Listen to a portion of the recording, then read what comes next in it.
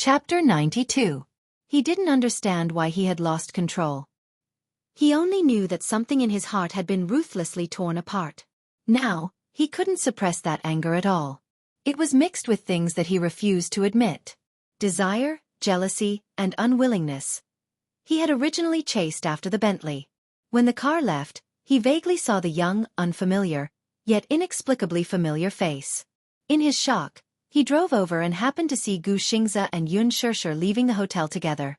He also happened to see Xianxia gently brushing Unforgettable hair away from her forehead. They were so intimate. Everyone in the industry knew about Xianxia's indifference. On the surface, he looked as gentle as jade, but in reality, he hated being close to female artists in the industry. He had a serious obsession with cleanliness and didn't like to be too close to people. Could it be that this woman was like those other women, unscrupulous in order to climb up the social ladder? It was only after Unforgettable got into the Bentley that he found it increasingly difficult to restrain his anger. She really had a husband? She had children? When he thought that she might already have a family of her own, this anger and restlessness seemed to be about to burst out. Along the way, he followed closely behind until the car stopped in front of the apartment building and saw the scene. It was like a warm and harmonious family of three. The heartwarming scene was so heartwarming that it hurt his eyes. Wuxia took a deep puff of his cigarette. His slender fingers crushed the cigarette but outside the window. He slowly got out of the car and closed the door with a bang. The sudden and heavy sound made Unforgettable take a step back in shock.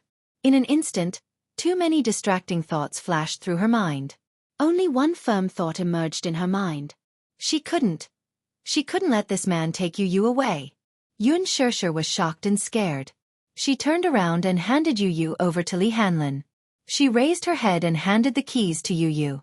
She stroked his head and said with trembling lips, Yu, go upstairs and wait for Mommy, okay? Mommy. Yu looked at her with a complicated gaze. She was naturally worried. Good boy. Mommy will come up to accompany Yu soon. Yu, go upstairs first. Good boy. Yu could not help but clench his small hands into fists as he nodded obediently. Yes. Li Hanlin had a complicated look on his face as he carried Yu upstairs. Unforgettle's thin body shivered in the cold wind.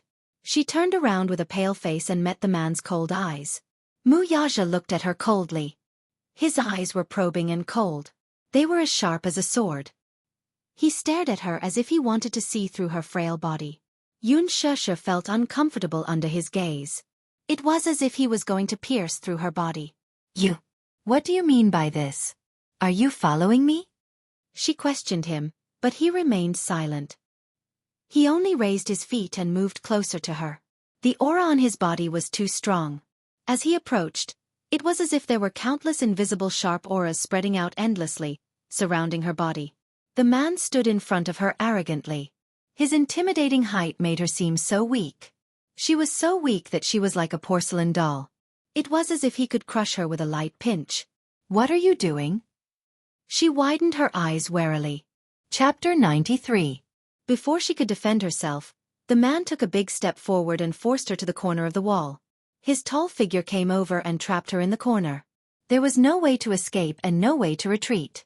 Wuxia bowed his head expressionlessly and easily controlled her in his world. He was as arrogant as an overlord who ruled over the life and death of all things. He pinched her chin and forced her to look up to meet his face. His voice was as tense as a frozen zither string. Who is this man? Unforgettable was a little stunned. Her silence angered him even more. Who is this man to you? Unforgettable looked at him in shock. Wuxia frowned and tightened his grip on her chin. In an instant, he hurt her and she cried out softly. Ha! Speak. Unforgettable was embarrassed and angry. She pushed him hard with both hands, trying to break free from his control. However, there was a huge difference in strength. No matter how much strength she used, the man did not move and forced her even more. Be good. Tell me, who is he? Wuxia leaned in close to her face. Under the dim moonlight, his handsome features came into view. Husband. Unforgettle's thin lips trembled and she shook her head. Wuxia furrowed his brows slightly, but his thin lips coldly spat out two words that were like ice cubes crashing against each other. Lover. Unforgettable flew into a rage out of humiliation. She stared at him coldly and gritted her teeth. No. No. Mu Yaja stared at her, his lips curled into a smile. His slender and cold fingertips rubbed against her lips lightly and heavily. His eyes were cold. Then that child. Xianxia was stunned and her face turned ashen. Her eyelashes trembled violently and her eyes darted around, not daring to look at him. The man narrowed his handsome eyes. He could see that she was so afraid that her whole body was trembling. It was as if she had a guilty conscience and was about to be exposed when she was trembling with fear. Why was she so afraid? What exactly was she afraid of? He recalled the scene earlier and felt that this woman's behavior was so strange and fishy. Xianxia held her breath and lowered her eyes in horror, not daring to look at him. At this moment, her heart was already in turmoil. This man mentioned that child. Could it be that he had already found out about Yu Yu's identity? No. She had hidden it well for the past 6 years. Yun Yeqing had a good personal relationship with the hospital's director, so he had taken care of all matters, no matter how big or small, so there would not be any leaks at all. He wouldn't know. Even if he knew, she wouldn't compromise a single step. Mu Yaja raised a brow and coldly. Sit. Did I hit the nail on the head? Mu Yaja smiled. What's the difference between you and those women? You're just trying to climb the social ladder and marry into a rich family, aren't you? He looked at her. His eyes were filled with disappointment, coldness, and some complicated emotions that she could not fathom. In the middle of the night, she went to a banquet and got into a stranger's luxury car in a drunken stupor. And this man was neither her husband nor her lover, yet he behaved so intimately. She even had a child with her. If he was not an illegitimate child, then what was he? Chapter 94. In the entertainment industry, there were too many women like her, who flirted with men and dreamed of marrying into a wealthy family. She was even willing to pay any price to get married. In the world of fame and fortune, there was no woman who was clean. On the surface, she looked pure and innocent, but after peeling off that beautiful outer layer, she hid an extremely greedy heart. This woman looked pure and innocent, but maybe it was all an illusion. When he thought of how this woman was seductively pleasing other men, Mu Yaja's gaze turned even colder. Xianxia could feel the terrifying cold air around him. Before she could retreat, the man had already grabbed her waist and pulled her to him. Ah! She exclaimed in shock and her cherry lips were instantly sealed. Mu Yaja lowered his head and fiercely sealed her lips with his. His pearly white teeth grazed her lips as he sucked on them tightly and savagely. She had nowhere to retreat. With a loud bang, her back was pressed against the cold wall and the back of her head hit the wall. Everything in front of her was dazzled. No. You don't want it? Mu Yaja opened his deep-set eyes. He was craving her beauty. Mu Yaja lowered his gaze and looked down. From his angle, he could see her slightly open neckline and beautiful curves.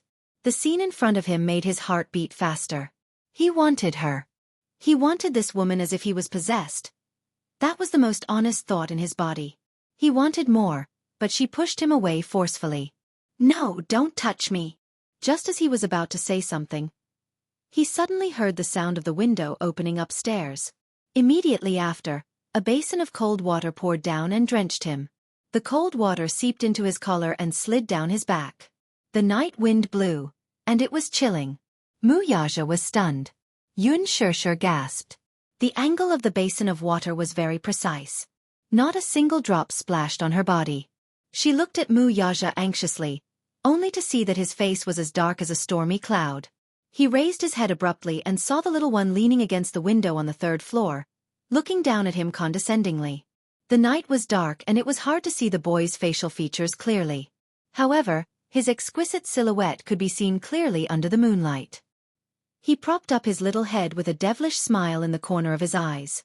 His crisp and childish voice slowly said, "It's not good for a man to bully a woman like this, right?" Mu Yaja's eyes were so dry that he couldn't see the child's face clearly. However, he was surprised to see that the child's facial features were very similar to Xiao Yichen's. Vaguely, they seemed to be carved from the same mold. "We're both men, but I feel ashamed for you. What kind of man are you to bully a woman?" Humph. With that, Yu called out, "Mommy, don't stoop to his level. Quickly come upstairs. We won't play with him." Yu's soft and adorable voice actually made her feel at ease. Xianxia was stunned for a moment before she hurried upstairs. Yun Tianyu gave Mu Yaja a deep look before slamming the window shut. Mu Yaja's brows furrowed slightly. His face was as stiff as ice until the vibration of his phone pulled him back from his thoughts. The call connected, and Yun Tianyu's cold and childish voice came from the other end. Mu Yaja. Mu Yaja's eyes glinted with surprise. Yu Yu's voice gradually turned cold. Yun Shirshir is my mommy. She's the woman I'll protect for the rest of my life.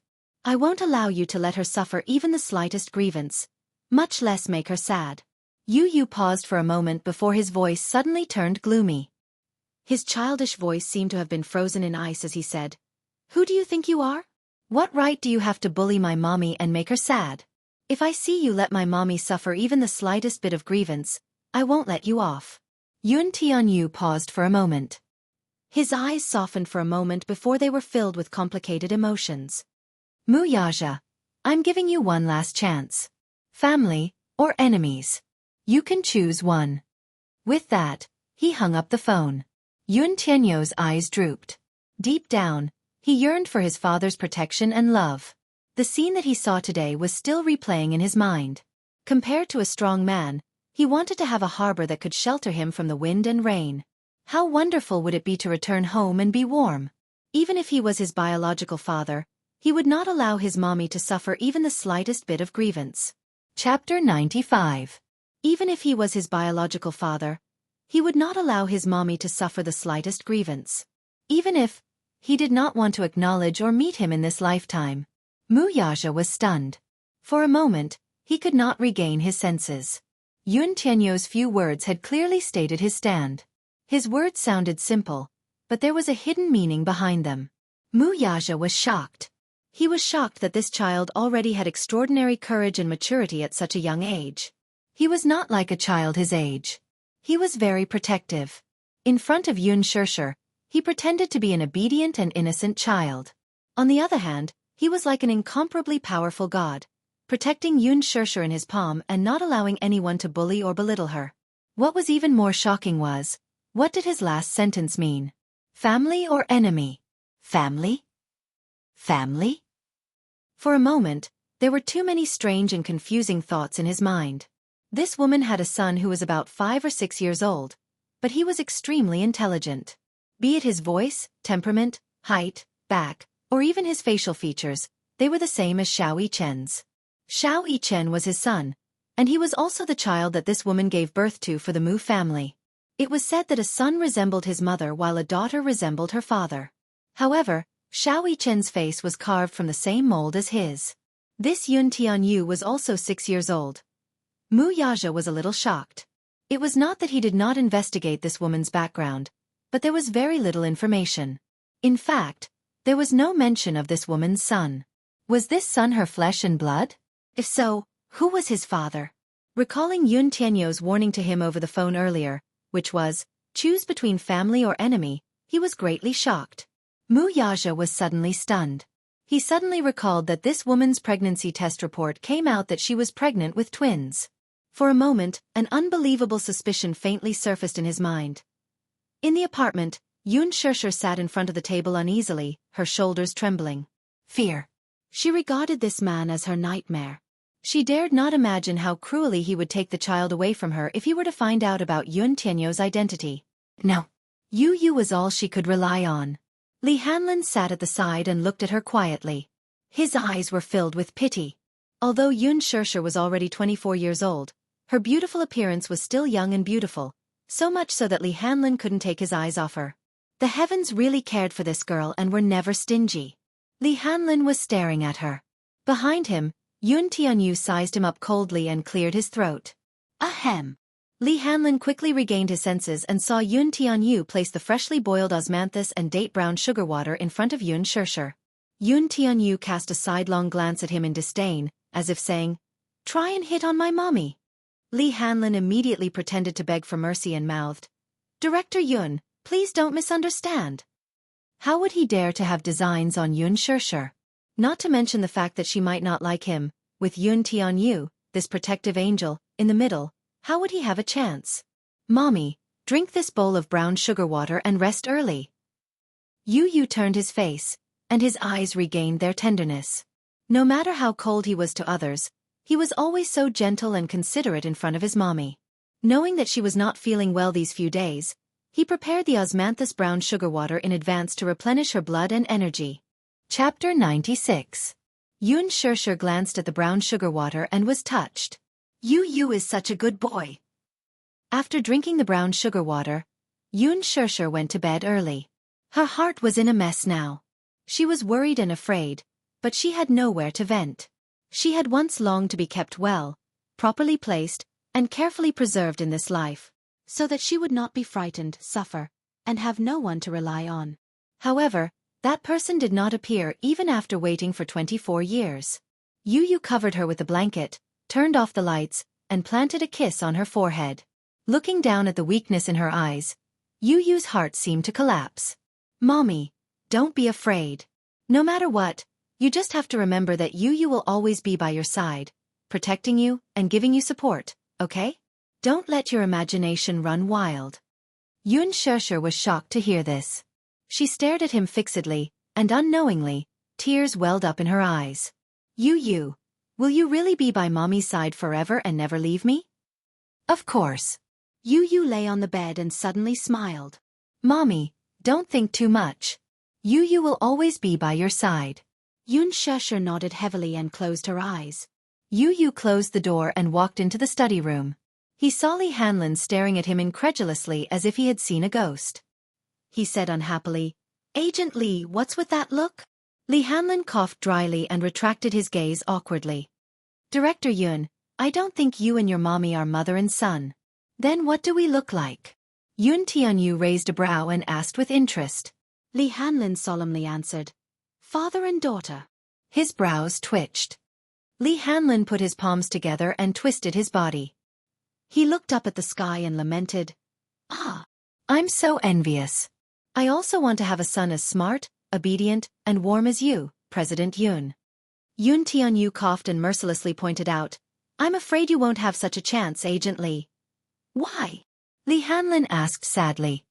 Genes are very important. Yun Tianyu's lips curled mockingly as he gave a concise reply. It meant that in order to give birth to a smart child, the father had to have smart genes. Was he calling him stupid? Li Hanlin was speechless. On the surface, this little demon looked pure and harmless, but his words hit the nail on the head. He was extremely two-faced. President Yun, have you met your biological father? He asked cautiously. No. Yu glanced at him and suddenly said, But he must be a very handsome and outstanding man. Li Hanlin clicked his tongue in wonder. How would you know if you haven't seen it? Yu looked at him like he was an idiot. If he wasn't outstanding enough, how could he have a genius son like me? He hit the nail on the head and was speechless. Li Hanlin could not help but sigh. I didn't expect the most mysterious and honorable director of Laji Holdings to be a 6-year-old child. Won't the other shareholders vomit blood if they find out about this? Vomiting blood won't change the fact. Yun Tianyu sat down elegantly in front of the desk and leaned back lazily. A trace of coldness appeared on his handsome face. I heard that the board of directors isn't very peaceful recently. Yes. A few senior directors have some complaints about you, President Yun. Li Hanlin regained his serious expression and solemnly said this. Laji Holdings board of directors had 5 major shareholders, and they had some say in the board. Yun Tianyu raised a brow. What did those old good-for-nothings say? Director Zhang doesn't quite understand some of your actions. Li Hanlin paused and looked at Yun Tianyu to observe his expression. Laji Holdings was the world's largest toy supplier. After entering the China market, it sponsored a few well-known children's programs and became famous overnight. However, a while ago, Yun Tianyu secretly instructed them to invest in a teen movie. Chapter 97. His action caused an uproar among the board of directors. It was somewhat unthinkable for a toy brand to invest in a teen movie. Li Hanlin inquired and found out that the upcoming teen movie was The Green Apple, based on a famous novel. It was produced by Huanyu Entertainment, and the director was the famous Lin Fengtian. The male lead, Gu Xingza, had already been selected. Laji Holdings invested in this movie and became its biggest investor just because of Yun Tianyu's words. It had to be said that Laji Holdings was filthy rich. Li Hanlin carefully asked, Director Yun, are you investing in this movie because you want to enter the entertainment industry? Not interested. Yun Tianyu fiddled with the design modules on the table nonchalantly. Then, why did you suddenly invest in this movie? Li Hanlin was even more perplexed. I'm happy. Yun Tianyu raised a brow, annoyed that he was talking too much. Li Hanlin shut his mouth resentfully. Yun Tianyu unhurriedly said, there are conditions for me to invest in this movie. The morning sun rose. Yun Shishir woke up early.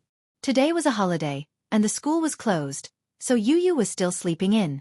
Yun Shishir cleaned her room and packed her clothes when an exquisite invitation letter fell from her pocket. She picked it up and recalled Gu Xingza's words. With your talent, it's a waste not to act. Tomorrow is the last day of the female lead audition. I'll be there too. Yun Shishir stood rooted to the ground for a long time. As if she had made up her mind, she clenched her fists tightly.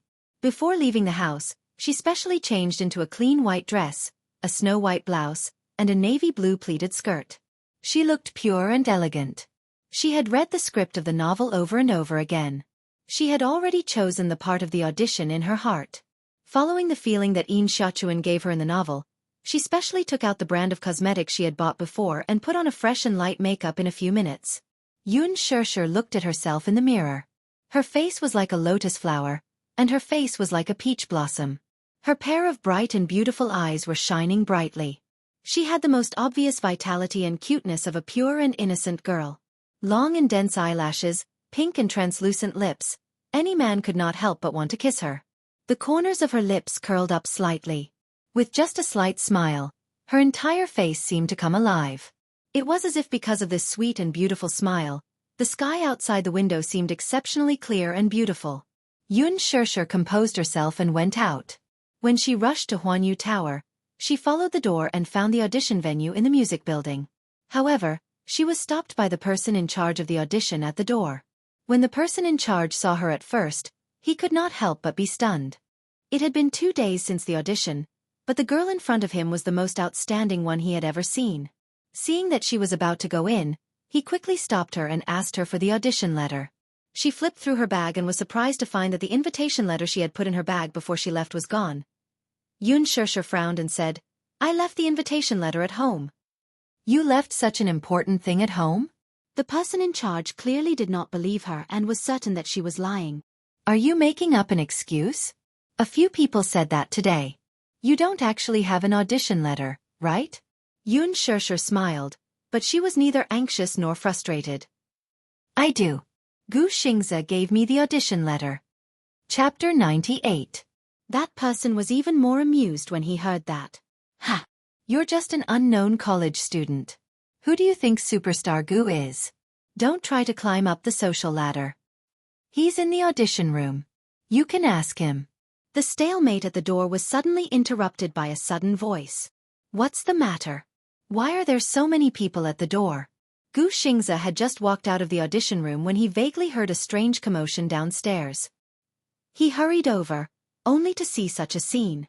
Amidst his astonishment, he caught sight of Yun Shishir, who was blocking the entrance, and exclaimed in surprise, Shishir, you're here. He walked over to her enthusiastically. Shishir, you're here? I thought you'd given up. Yun Shishir was a little unaccustomed to his enthusiasm. Hello. Don't call me that. Just call me Xingza. The person in charge standing at the side was in a mess. Oh my god. Is this star-studded Gu Xingza really that lofty superstar from the past? At this moment, the first group of candidates had finished their auditions.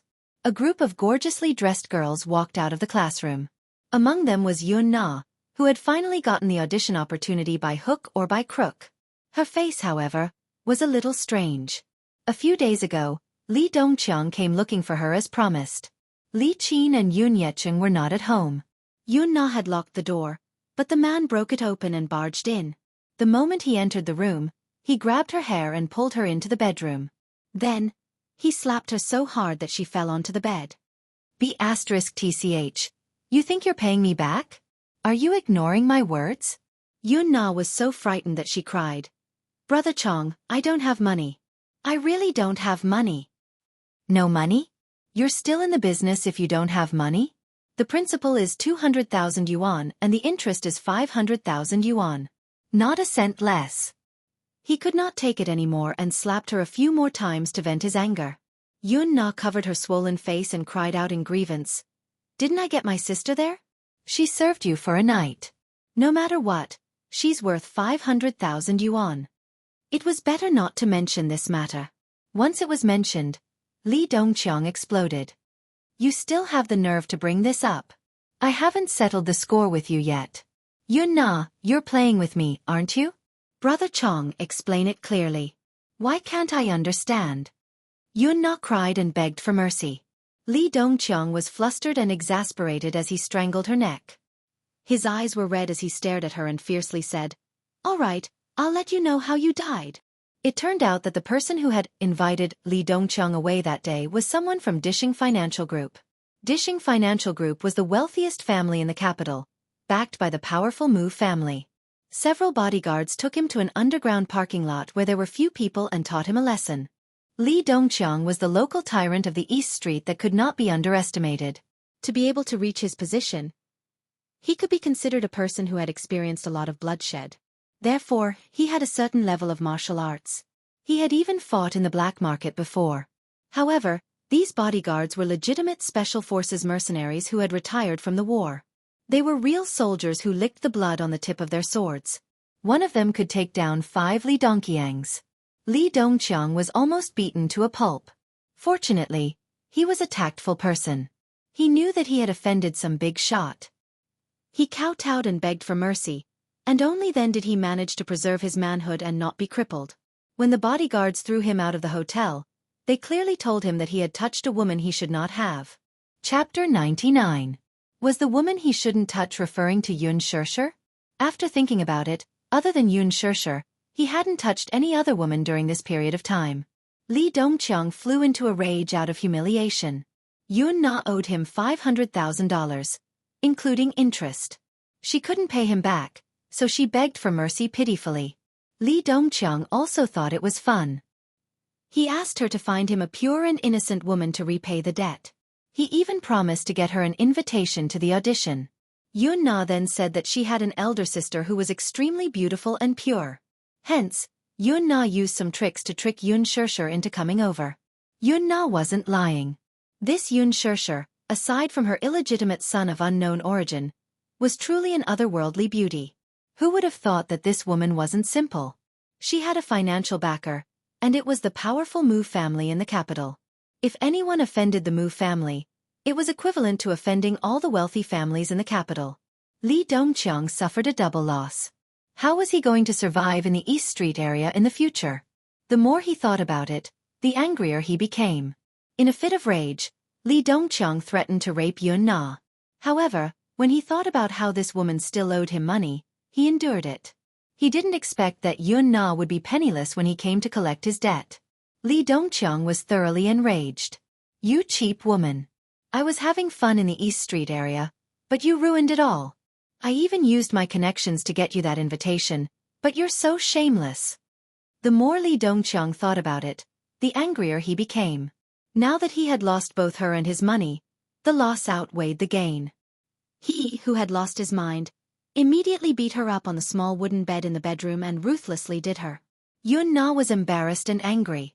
Although it wasn't her first time, she had never experienced such a situation and was quite frightened. There were screams and cries. Li Dongqiang took out a butterfly knife and pressed it against her throat. He cruelly threatened, Yun Na, scream again. Try screaming again. Although I, Li Dongqiang, have lost my power, it's still easy to do you. After a series of threats, Yun Na saw that she couldn't break free and could only obediently submit with tears in her eyes. After being pressed down on the bed and ruthlessly done twice, Li Dongqiang used his phone to record the entire process. However, his anger still hadn't subsided. He called a group of brothers and brought them along to do Yun Na to his heart's content. Li Dongqiang played with her in the most hardcore way to quell his anger.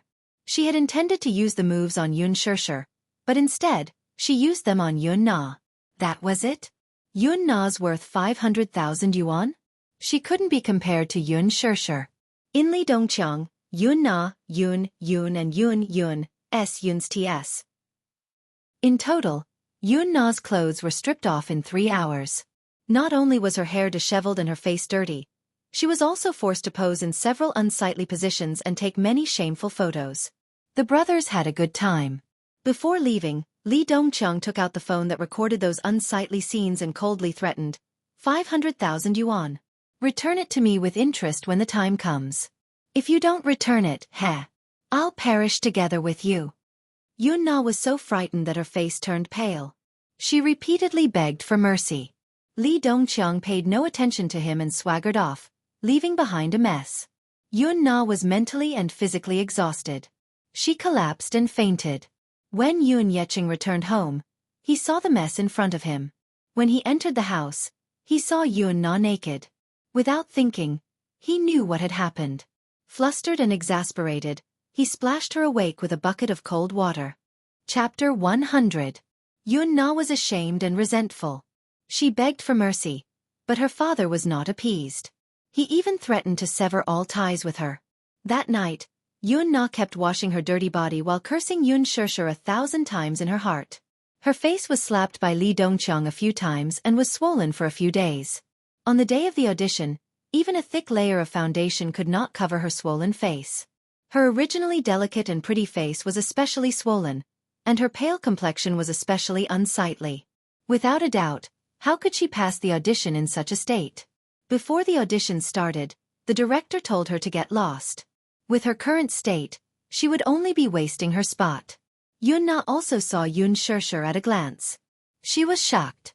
Her face turned pale when she recalled Li Dongqiang saying that she had a sugar daddy that she could not afford to offend.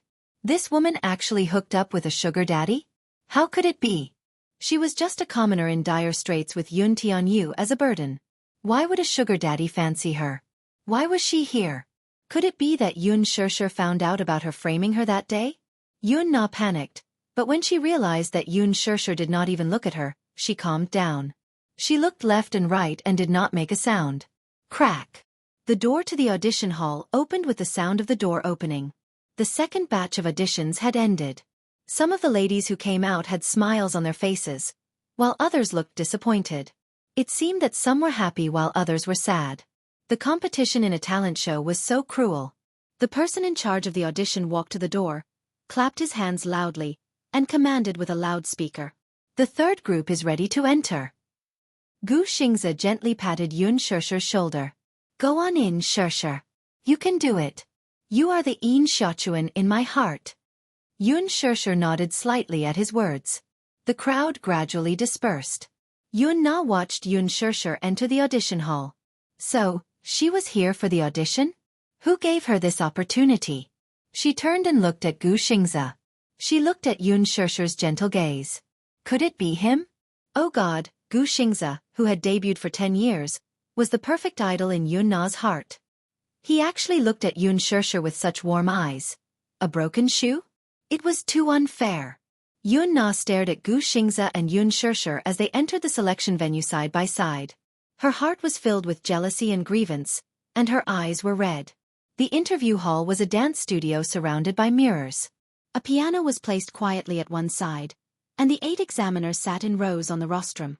Among them, the first male lead of the Green Apple was Gu Xingzi, as well as the 4 top producers in the entertainment industry. The director of the Green Apple, Lin Fengtian, was also present. However, after 2 auditions, Lin Fengtian was a little tired. Rather than tiredness, it was more like visual fatigue. Gu Xingzi's influence was extremely shocking.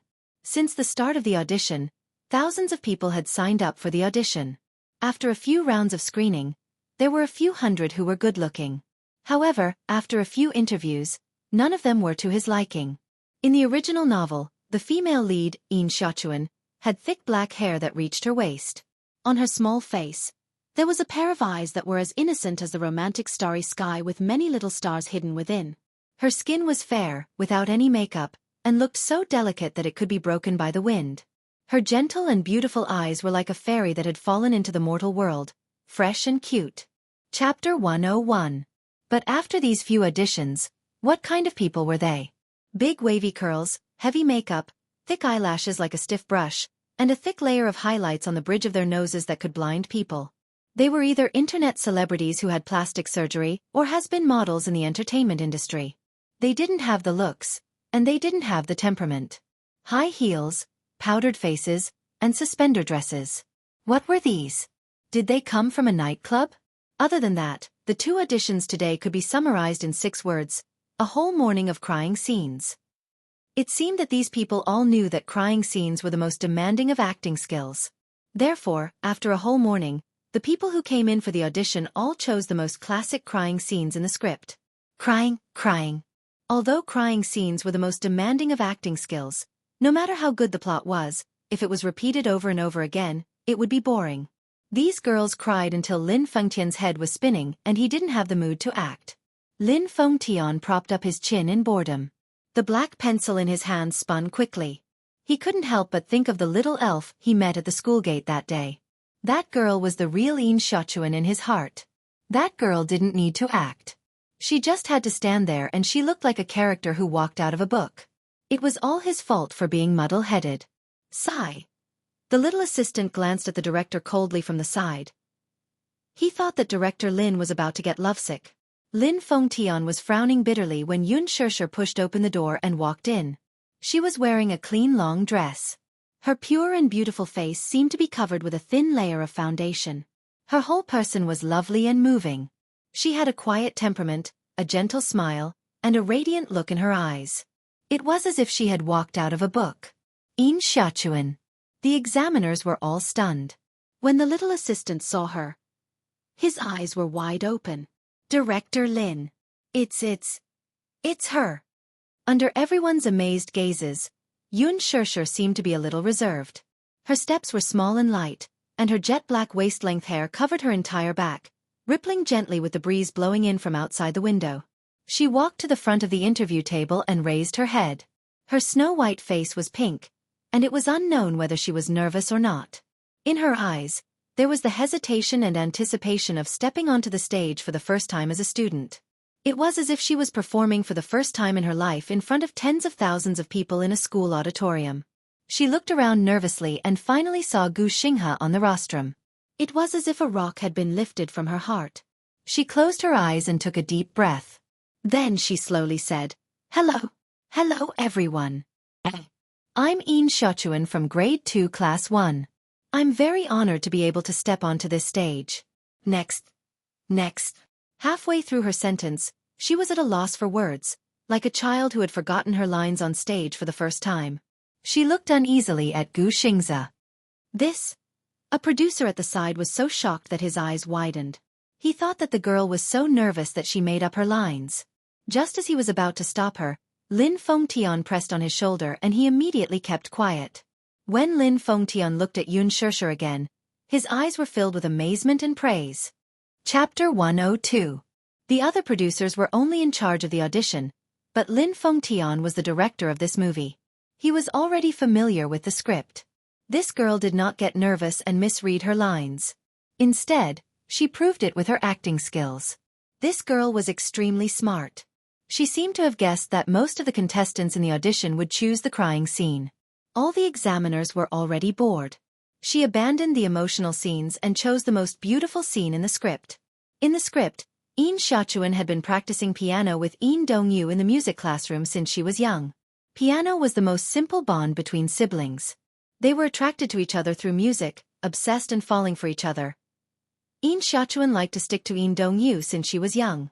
However, she was a little distant from her other classmates, so she never had many friends. It just so happened that the school held an annual talent show in the second year of junior high school. Dongyu signed her up. With her brother's encouragement, Xianxia went through the preliminary and semi-finals and finally stepped onto the highest stage in the school.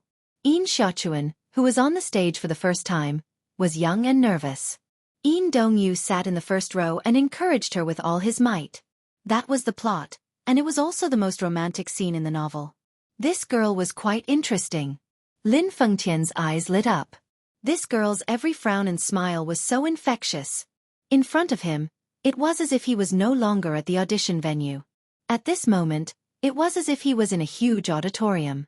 The cheers and applause of the students, as well as the long period of tension and silence when Xianxia stepped onto the stage, were suffocating. It was so immersive. How good of a seedling was this? Lin Fengtian turned his head and said excitedly, "Dongyu, cooperate with her." Gu Xingze also seemed to understand. With many years of acting experience, he could immediately immerse himself in the role. He suddenly stood up. Just like how Yin Dongyu was nervous about his sister's appearance in the movie, he gazed at her with eager and expectant eyes. Yun Shishir's eyes met his, and after a brief exchange, a shy smile appeared on her face. "Hello everyone. I'm Yin Xiaochuan from Year 2 Class 1. I'm very honored to be able to step onto this beautiful stage. Next, I'll be singing a piano piece, Autumn Whispers." Then, she slowly walked towards the beautiful tripod piano in the music room.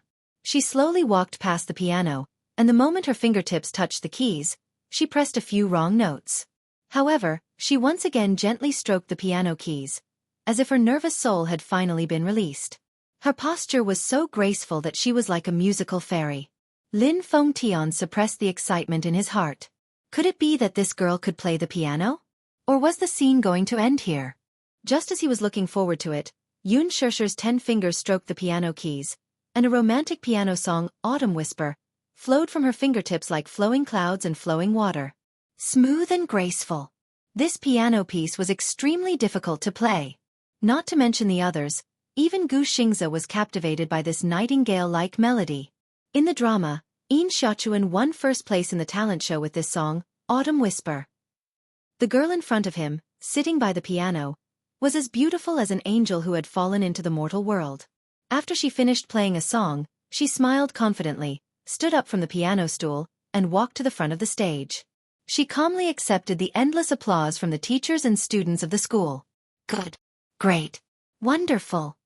Lin Fengtian was the first to lead the applause. Chapter 103. Yin Xiaochuan, this is the Yin Xiaochuan I've been looking for. She looked exactly the same, as if she had walked out of a book. While Lin Fengtian was pleasantly surprised, he could not help but have some doubts. Was this girl really not from an acting school? She immediately got into character and used her best performance to prove her acting skills. This girl was quite smart, a rare talent in acting. In fact, teen movies did not require acting skills. No matter how hard one cried, it would be boring and the audience would find it boring. Most of the time, youth was a kind of nostalgia and nostalgia for the beauty of youth. Teen movies, on the other hand, used beautiful stories to dig deep into the treasured memories of the audience. Expressing the beauty of youth and stirring emotions at the right moment was the true essence of teen movies. This girl made everyone's eyes light up. Amidst the applause, Gu Xingze could not help but step forward. Just like in that beautiful scene in the movie, Yin Dongyu walked onto the stage and pulled Yin Xiaochuan, who was receiving applause and cheers, into his arms. Good. Wonderful. Wonderful and memorable. Lin Fengtian applauded excitedly. The other producers could not help but nod in approval. Not only Lin Fengtian, but everyone who had experienced the devastation of a morning's crying scene felt that Yun Shishir's performance could be said to be a spring breeze. Oh God, she's so beautiful. I suddenly thought of my first love. An executive director was touched by the scene and the corners of his eyes were slightly moist. Even Lin Fengtian was greatly surprised. At first, he liked this girl because she was pleasing to the eye and because she had outstanding looks that matched the temperament of the female lead in this movie. Who would have thought that after meeting her today, she would be such a capable actress? However, she was not from an acting school. How could her acting skills be so amazing? This had nothing to do with talent. Some actors did have amazing talent in acting, but this girl was different. From the moment she went on stage, she was in the zone of acting. Her professionalism, superb acting skills, and even perfect positioning. Only someone who had been in the entertainment industry for 10 years could portray such a lively character. No matter what, he, Lin Fengtian, had found another piece of treasure. Yun Shishir's face regained its usual calmness. She slowly took half a step back from Gu Xinghe's embrace. The corners of her lips curled slightly into a graceful and elegant smile. It was neither distant nor intimate. She could get into character as she wished, and she could get out of character as she wished. Who would believe that she wasn't an acting prodigy? Yun Shishir, on the other hand, knew very well that she had indeed suffered a lot in order to have such good acting skills. Her master was the famous veteran actress, Mu Yuling. The entertainment industry was full of ups and downs. Mu Yuling did not have a strong background, nor was she sought after. She relied on small supporting roles to hone her acting skills. It was only until an opportunity presented itself that she became famous. She had gone through 10 years of blood and tears to become a double best actress. Mu Yuling had taught her everything she knew. She had come prepared for this audition. Since she wanted to do something, she had to do it well. Gu Xingze looked at Yun Shirshir. She had a faint smile on her face and her eyes were bright and gentle. He was amazed by her performance just now. This girl was too amazing. Even he couldn't help but get into character just now. Chapter 104. Until the end of the audition, everyone was still immersed in Yun Shirshir's performance. Hence, the rest of the audition was boring. In Lin Fengtian's mind, he already had a female lead candidate in mind. Yun Shirshir walked out of the music building. Xiao Shui, who had heard the news, had been waiting at the door for a long time. When she saw her, she quickly went up to her. Shirshir, why are you here? Yun Shirshir was slightly surprised. After what had happened just now, Xiao Shui still looked a little shaken. I called you and you said that you came for the audition. I was a little worried. What's there to worry about? Are you really here for the audition? Xiao Shui asked anxiously. Yes, I'm here to audition for the female lead of The Green Apple. Xiao Shui's eyes almost popped out when she heard this. What? Why didn't you tell me? Yun Shirshir smiled faintly but did not say much. I just decided on the spur of the moment. I just wanted to give it a try for fun. Wow! You're so cool. Shirshir, with your words, there should be no problem. You're so good-looking and elegant. I've also read that novel. The moment I saw the female lead, my first reaction was also you. If you're the female lead, the box office will definitely skyrocket. By then, our Shirshir will be a celebrity. Xiao Shui said excitedly. Suddenly she thought of something and said worriedly, But Shirshir, I heard from my dad that the entertainment industry is extremely dirty. What are you afraid of? If anyone bullies me, you'll be there to protect me, right? Yun Shirshir smiled and bumped her shoulder with a smile. The two of them were about to leave when they were suddenly stopped by someone behind them. Shirshir. She turned around and saw Gu Xingze and Lin Fengtian standing behind them. Gu Xingze was dressed in a white shirt and a pair of slim black pants. His simple outfit brought out his pure handsomeness. His appearance immediately alarmed the fan club that had been crouching in the music building for a long time. Although Jianghu University had already made it clear that if the campus learning environment was affected due to chasing stars, it was still unable to curb those fanatical fans. Xingze! Look, it's Xianxia. Wow! Xianxia is so handsome. Sob sob sob. I can't believe that I actually saw Xianxia in person. Am I dreaming? Sob. Mommy, I saw Xianxia. Xiao Shui narrowed her eyes and sized up the heavenly king in front of her. She had to admit that she was a little defeated. Some people were born to be idols. Gu Xingze was such a man. A man was more beautiful than a woman. Xiao Shui was shocked. Yun Shirshir could not help but feel a headache coming on from the excited voices around her. Gu Xingze, on the other hand, was used to it. He smiled and took 2 steps closer to her. In a low and gentle voice he said, Huanyu Entertainment's annual cocktail party is tomorrow night. Will you be coming? Yun Shirshir was stunned. Was he inviting her to the cocktail party? Seeing that she was silent, he slowly said, I want to invite you to be my female companion. Was he joking? He was a popular heavenly king, but he wanted to invite a nobody like her to be his female companion? Chapter 105. I only participated in the audition. The director hasn't decided on the female lead yet, so I'm not considered part of the entertainment industry. Besides, I don't have any background. I really don't understand why you're inviting me to be your partner. Yun Shirshir rejected politely. Xiao Shui was dumbfounded by her rejection. Oh my god, was she stupid? Gu Xingze was such a big star. Inviting her to be his partner was an opportunity that many actresses and actresses in the entertainment industry couldn't get. How could she reject it? Gu Xingze wasn't upset. Instead, he raised his eyebrows slightly. Qin Zhou quickly added, After tomorrow night's cocktail party, there will be a signing ceremony. Yun Shirshir, sign the contract with me. Yun Shirshir finally understood his intention. Gu Xingze had already decided on her. He was planning to use his popularity to pave the way for her to enter the entertainment industry. To put it bluntly, it was nothing more than a publicity stunt. A huge publicity stunt that only Gu Xingze could pull off. The first step he took was to be ambitious. It seemed that he was determined to support her. But why was he so good to her? Xianxia nodded elegantly. Her voice was as clear as spring water. Sure. If that's the case, I'll accept your offer. Lin Fengtian nodded satisfactorily. This girl was unfazed by honor and disgrace. She was calm and collected. Her status in the industry would definitely be everlasting. Let's go, Xianxia, and your, friend, I'll drive you, Lin Fengtian said. Beside them, Executive Director Mo Qi saw the situation and his face suddenly flashed with an inexplicable panic. Director Lin, Xingze, come over here for a moment. Miss Yun, please excuse me. I have something to discuss with Director Lin and Xingze. He pulled the two of them aside with a smile and his face immediately darkened.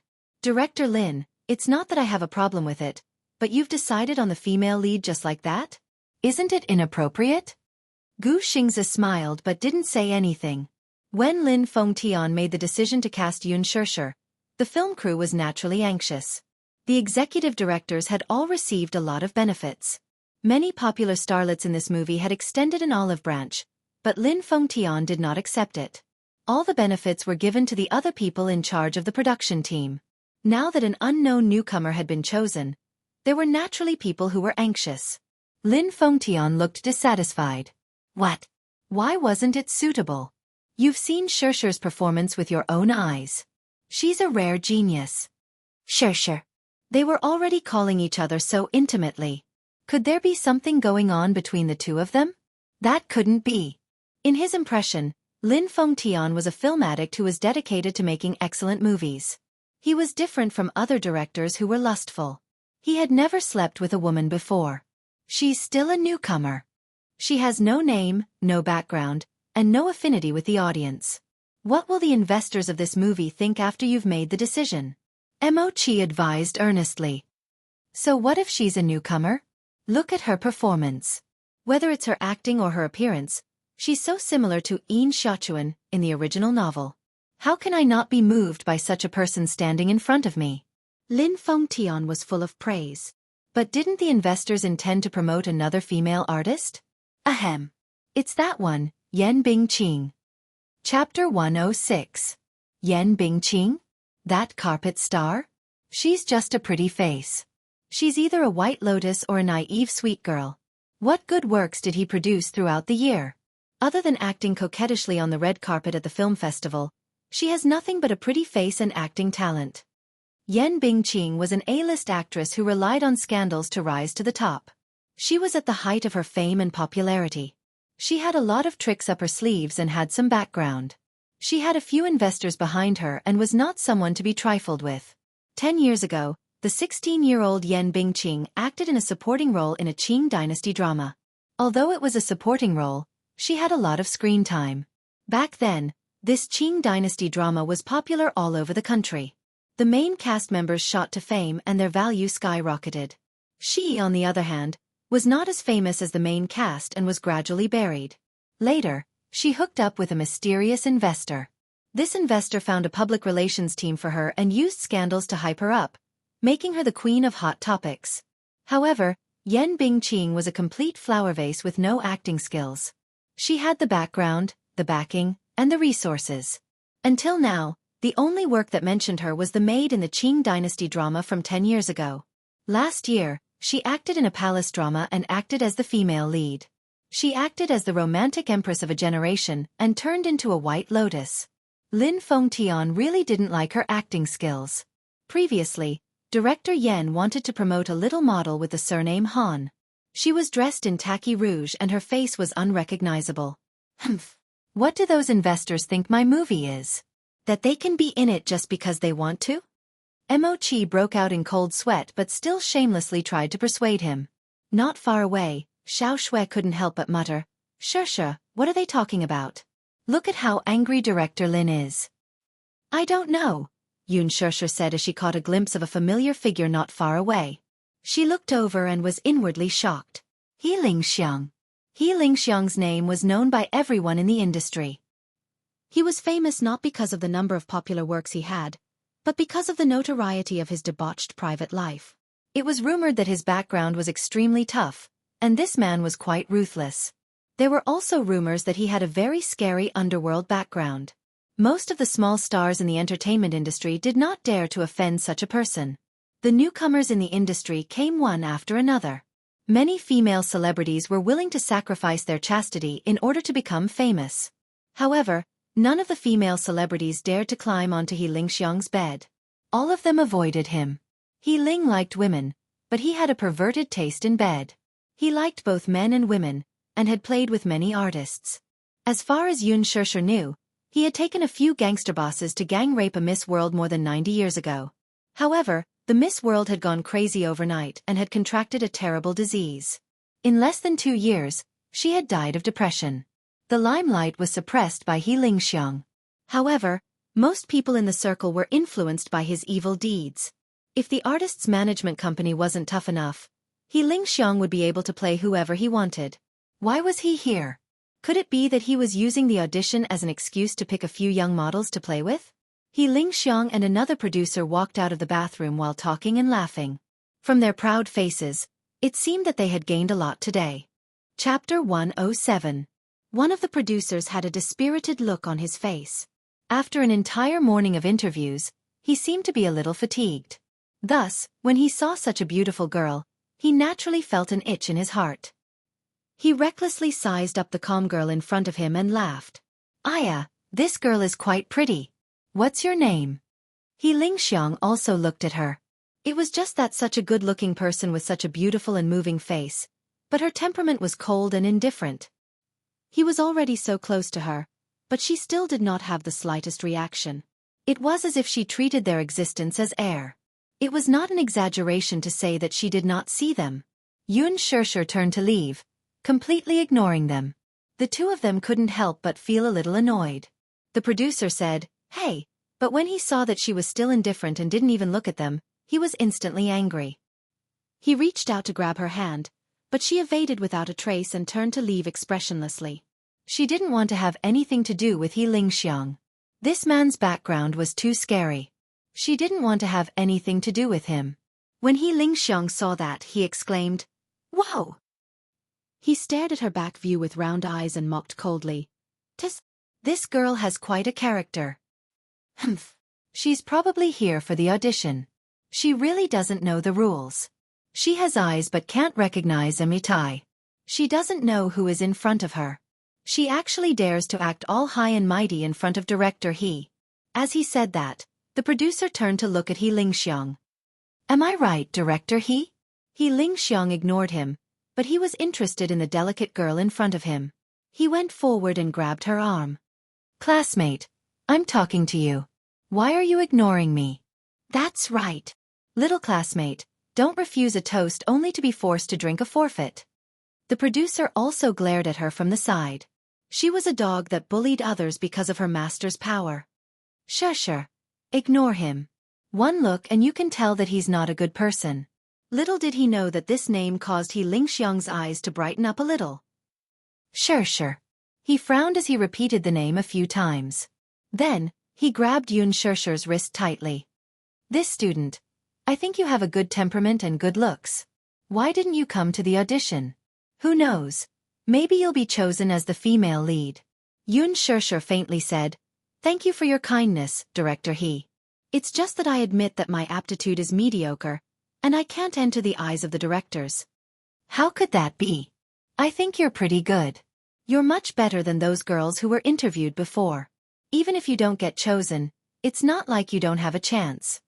He Lingxiang's tall and strong body leaned towards her suggestively. His voice was a little hoarse. "I wonder if you've heard of my name?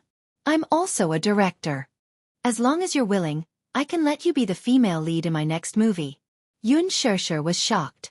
She took a few steps back to get away from him, but he grabbed her arm and she couldn't move at all. She looked up. Because of her embarrassment, she raised her voice slightly.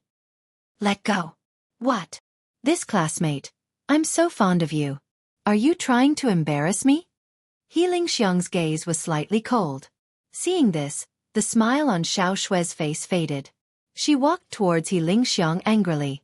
Yunshusher immediately grabbed her arm and persuaded, Xiao Shui, don't. I don't think they're good people. If you go over like this, something will happen. Chapter 108. Yunshusher didn't want to bother with Xiang, but he kept pestering her. She turned around to look at him and saw that he was sizing her up with his bloodshot eyes. He was obviously satisfied. Yunshusher heard footsteps behind her. At the same time, she saw Xiao Shui walking toward her. She grabbed Xiang's shoulder and raised her hand to slap him hard on the face, causing the students passing by to gasp in shock. Xiao Shui, don't. Yunshusher's head exploded. Xiao Shui actually slapped Xiang? She wasn't an impulsive person. On the contrary, she had always been calm and knew how to wait and see. However, she didn't know why, but when it came to Yunshusher, she couldn't calm down no matter what. She was especially enraged when she saw the lecherous man holding on to Yunshusher's arm and refusing to let go. With a slap, Xiang was thrown to the ground in a sorry state. He propped himself up and spat out a mouthful of blood. 2 of his teeth had been knocked out. His face was flushed red with anger at once. Yunshusher saw this and her heart was suffocated for a moment. Xiao Shui used to be a black belt master in the Taekwondo club. Damn it! How dare you hit him? The producer at the side scolded and quickly helped Xiang up. His fierce eyes swept in the direction of Yunshusher and Xiao Shui. The onlooking female students didn't expect Xiao Shui to hit him without saying a word. They also didn't expect to provoke such a powerful person. They immediately turned around and rushed to find the teacher to save the situation. However, Xiao Shui was fearless. Why would she be afraid of their provocation? She was still young and was just an overseas student who had returned to the country. She hadn't experienced the bloody storms of society, so naturally, she didn't know what the identity of the man in front of her meant. She wasn't afraid. This was a lawful society and this was a school. How could they let some shady people endanger the safety of students? Sure, are you okay? Did he do anything to you? Xiao Shui turned around and looked at her nervously.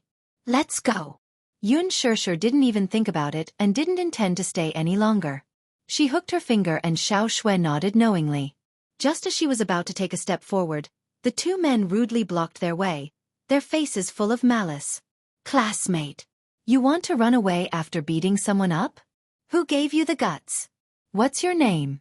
Which entertainment company is he from? Xiao Shui took a deep breath and said coldly, Get out of my way. When the producer saw his arrogant attitude, his eyes became even fiercer. What kind of attitude are you using to talk to me here? Xiao Shui frowned. She was a typical tomboy. Without any provocation, she grabbed the collar of the producer.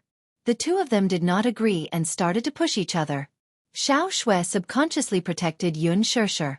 She was afraid that she would be involved in the fight, so she pushed her to the side.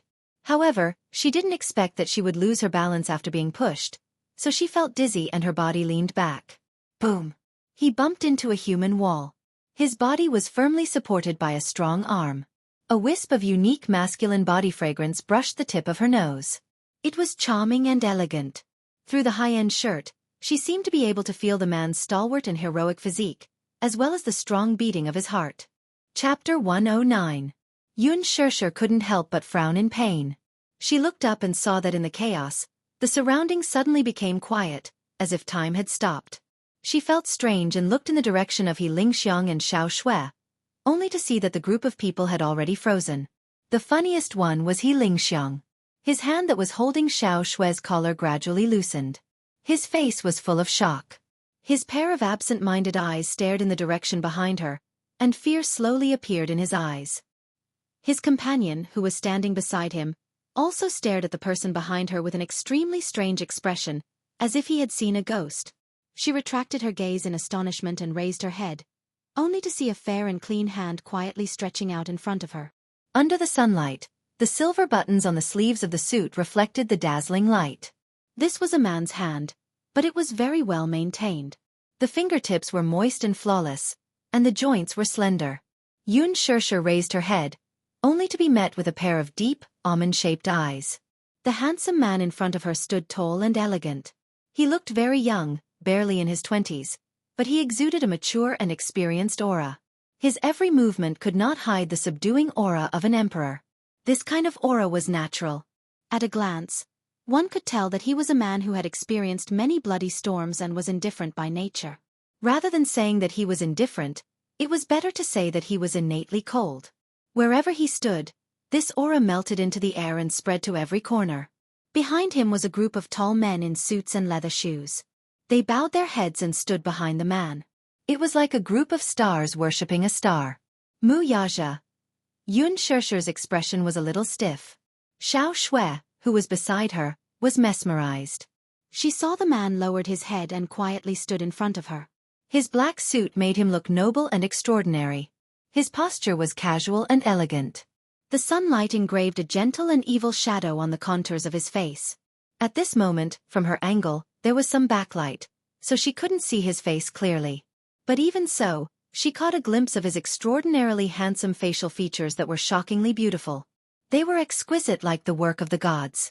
His handsome eyebrows and well-defined facial features seemed to be mixed with the noble blood of ancient Europe. He was cold and arrogant, but there was a kind of elegant charm unique to Eastern men between his eyebrows, deep and flirtatious. Without a doubt, this was an extremely handsome man. However, this handsomeness was absolutely not just on the surface. It was as if he was born with it in his bones. He was like an emperor of the ancient times, noble and arrogant. His standing still attracted the attention of the men in suits behind him. They were a little curious about what kind of person could attract their master's attention, so they all looked over and their gazes fell on her. Xianxia suddenly felt like her body was being pricked by sharp needles. She supported herself on her knees and tried to stand up, but ignored the man's outstretched hand. Chapter 110. The man naturally saw the proud and stubborn attitude on her face. He slowly retracted his hand and tightened his sleeves. However, he did not say anything for a long time. His thin lips parted slightly, and the corners of his mouth slowly curled up, outlining an unfathomable arc. Xianxia saw that his gaze was always on her, and she felt a little uncomfortable. She didn't understand. Who was this man? Why was she always able to meet him when she was down and out?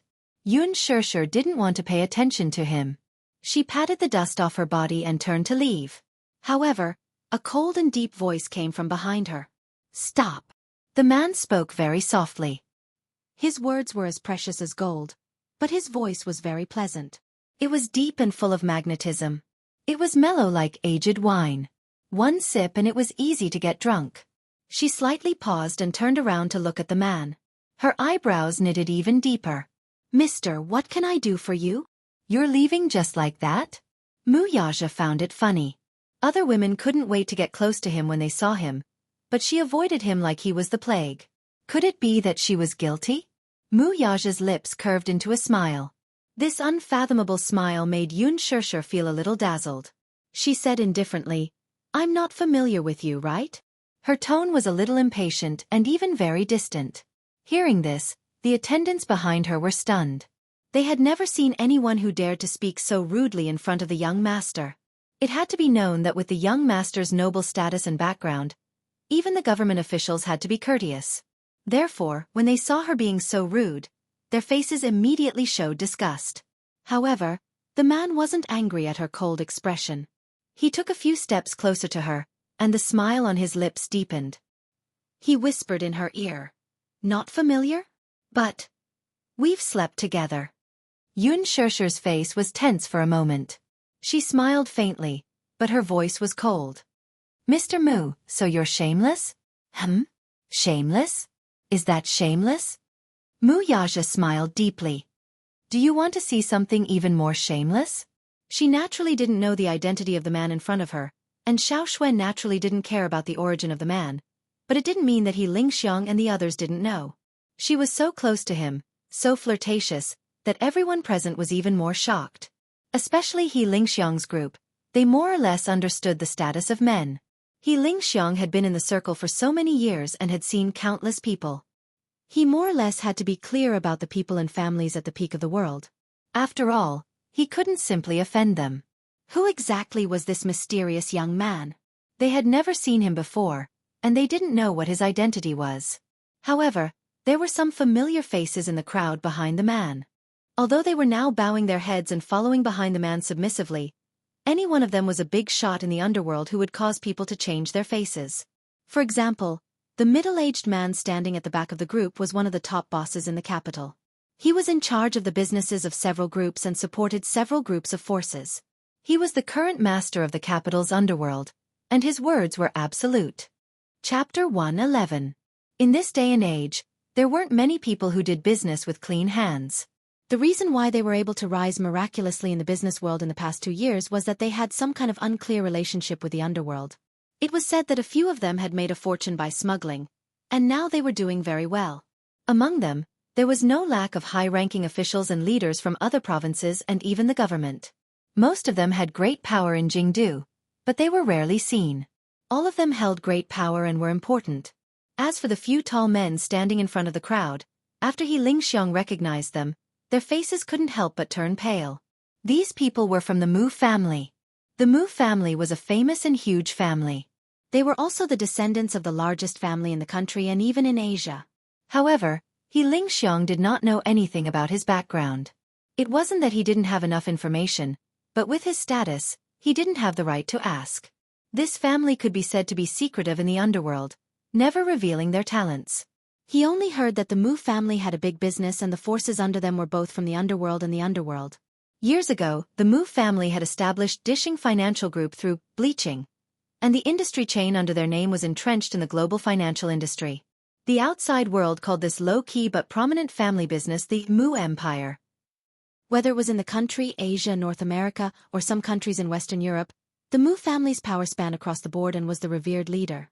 With the Mu family's century-old business and foundation, people who weren't in charge of the Mu family didn't know how vast the Mu family's business was. He only heard that a few years ago, a country had run into the Mu family's gun because of some political conflict. That year, Dishing Financial Group withdrew all its investments from the country's industries and cancelled all long-term transactions. This caused the country's economy to rapidly regress to the pre-liberation era. The country had no choice but to tighten its belt and learn to be a better person. Each of these big shots could shake the earth and shake the mountains, but now they were all standing respectfully behind the man. Xianxia only felt fear toward the identity of the man in front of him. However, this Unforgettable dared to give this man a hard time in front of so many people? Xianxia sneered in his heart. Wasn't this a slap to his face in front of so many people?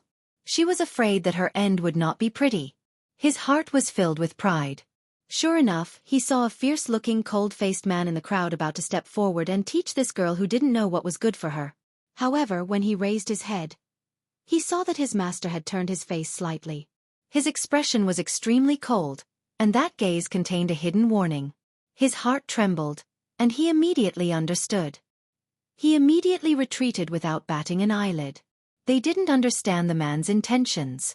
The young girl in front of him was neither a relative nor a friend, yet she kept giving him attitude. This was clearly a great disrespect to the boss. However, the boss did not seem to be angry at all. Could it be that their master's iron tree had blossomed?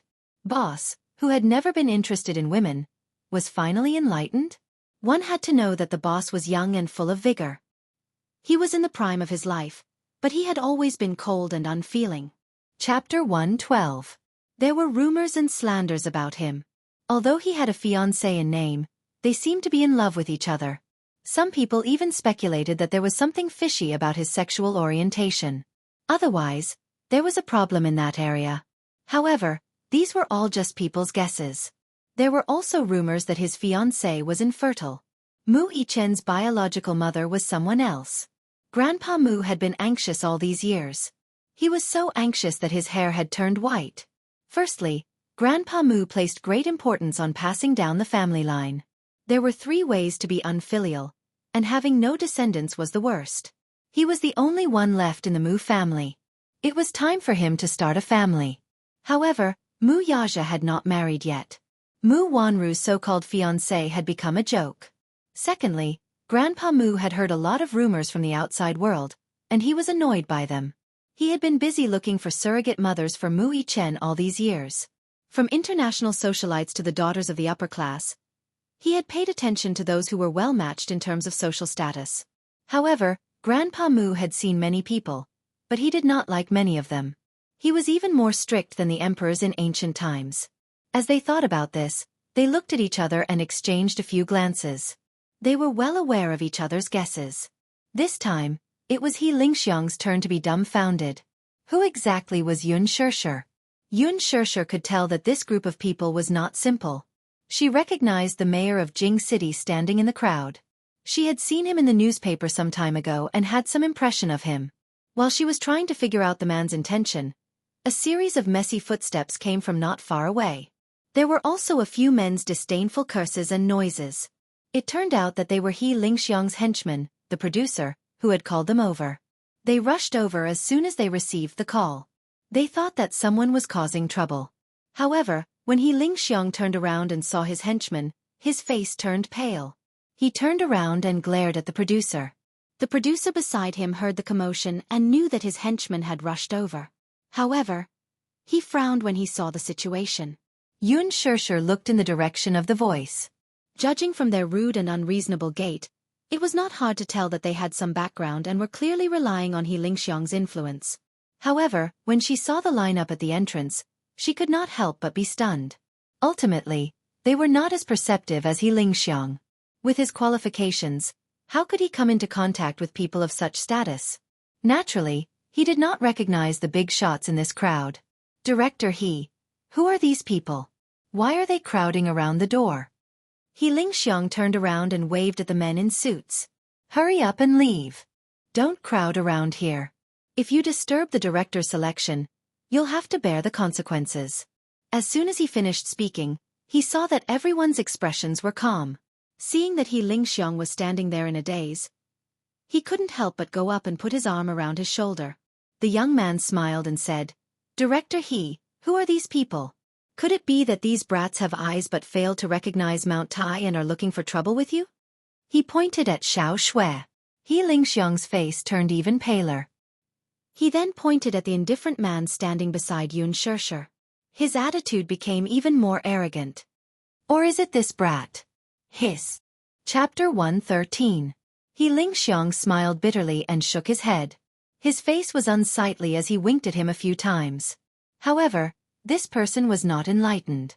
He even mistakenly thought that Xianxia meant the trouble caused by the black suits, and his heart was filled with anger. Hey!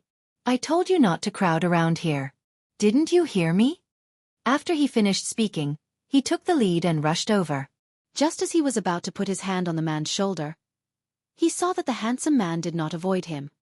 He stood there arrogantly and did not even look at him. At that moment, the assistant only saw a black shadow flash in front of him. Before he could understand what was going on, his wrist was firmly grabbed by the man who rushed out from the crowd. A heart-wrenching pain came from his wrist. With a twist and a turn, his entire body was thrown into the air.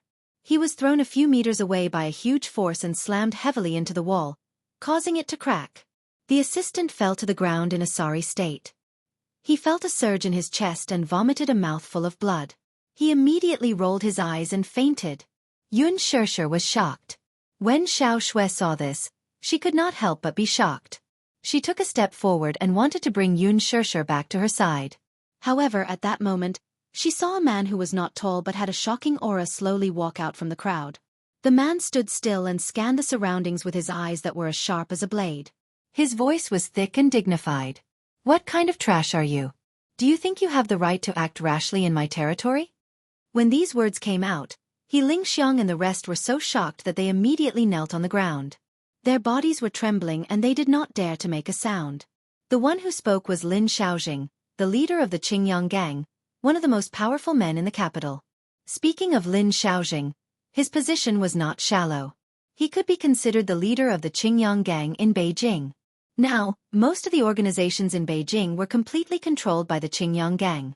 Many management companies in the entertainment industry had some background in both the underworld and the underworld. The Qingyang gang supported several management companies. The headquarters of the Qingyang gang was located in the capital and had many branches. It had hundreds of thousands of members, which showed its influence.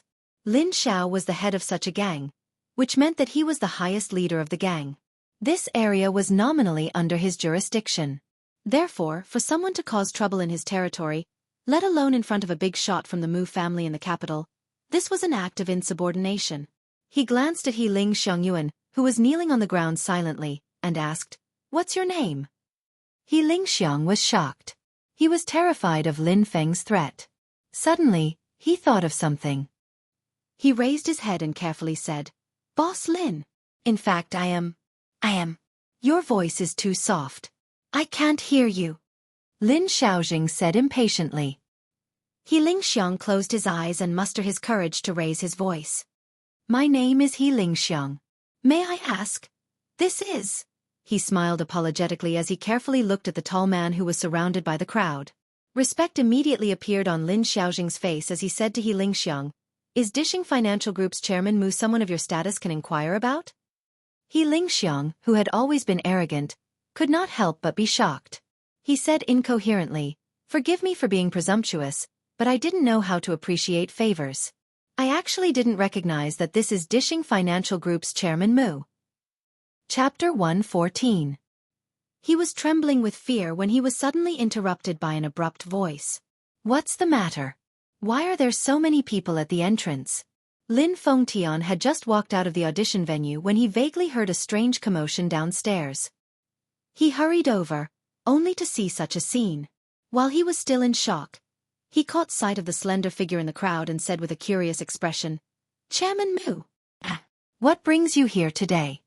Mu Yaja glanced at him coldly but did not bother with him. In such a big company like Huanyu, Lin Fengtian was, without a doubt, the most wily old fox. Unfortunately, this person was a little special and had some tricks up his sleeve. He was a rare talent, so Mu Yaja could not be bothered with him. Lin Fengtian chuckled. He turned his gaze and saw Yun Shishir, who was tightly protected by Xiao Shui, and understood what had happened. "Brother Mu." Suddenly, a shy and sweet figure barged in. Everyone turned around and saw a well-dressed girl in an aqua blue pleated dress running toward Mu Yaja happily. She pushed away Yun Shishir, who was standing in front of Mu Yaja. Where did this woman come from to block Brother Mu? What an eyesore! She secretly glared at Yun Shishir before turning to face Mu Yaja with a charming smile. "Brother Mu, why are you here? Did you specially come here to see me?" Lu Jingtian, 20 years old, was the eldest daughter of the capital's military and political elite. She was also the top socialite of the upper class. The Mus and Lus had been on good terms for generations, so there was a rumor that Lu Jingtian was originally the crown princess that old Master Mu had his eyes on. Unfortunately, the concubine had feelings for him, and the man had no such intentions. The young master of the Mu family had watched her grow up, so the two had a close relationship. Lu Jingtian, the eldest daughter of the Lu family, had a crush on the young master of the Mu family. This was no secret in the capital's rich and powerful families. Mu Yaja took great care of Lu Jingtian, doting on her no matter how trivial the matter was. He treated her like his most beloved younger sister. However, to Mu Yaja, their relationship was just that. Lu Jingtian stared at him in a daze. The name Mu Yaja had left a deep imprint in her heart.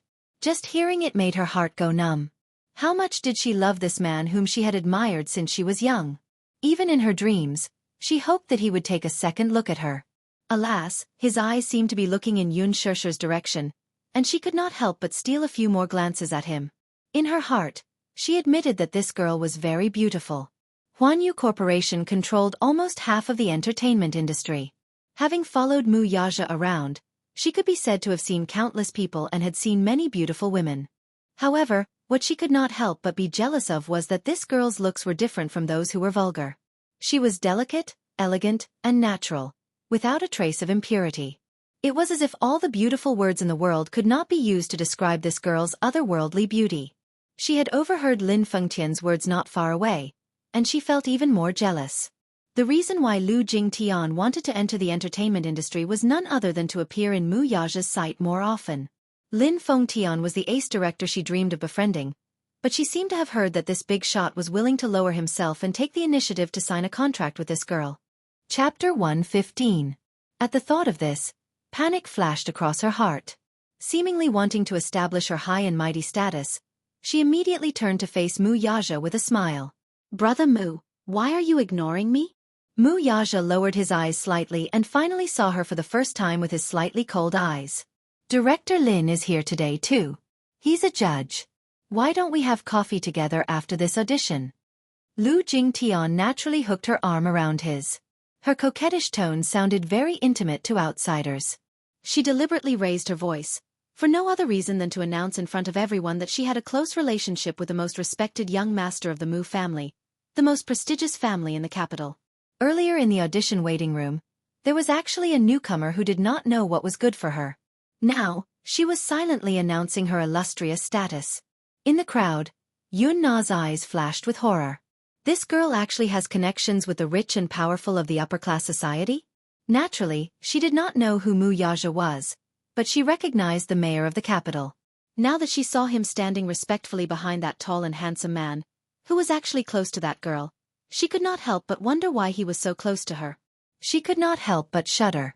Earlier in the waiting room, she seemed to have caused trouble for this girl. Could this Lu Jingtian be planning to take revenge on her? Mu Yaja naturally saw through her vanity, but he did not expose her. Your grandpa asked me to visit you. Hearing this, Yun Shishir's eyes darkened slightly. It turned out that this man was here to visit her. When Lu Jingtian heard this, her vanity was satisfied and she pretended to be angry. Humph. He must be here to let you talk about me again. Grandpa has always disapproved of me entering the entertainment industry, but I love acting. Brother Mu, this is my dream. Mu Yaja's lips curled into an elegant smile, but he did not say a word. Lu Jingtian continued, Brother Yaja, didn't you invest in this movie? Jingtian really wants to play the female lead. Mu Yaja took a step forward with Lu Jingtian following closely behind him. Behind them was a mighty entourage.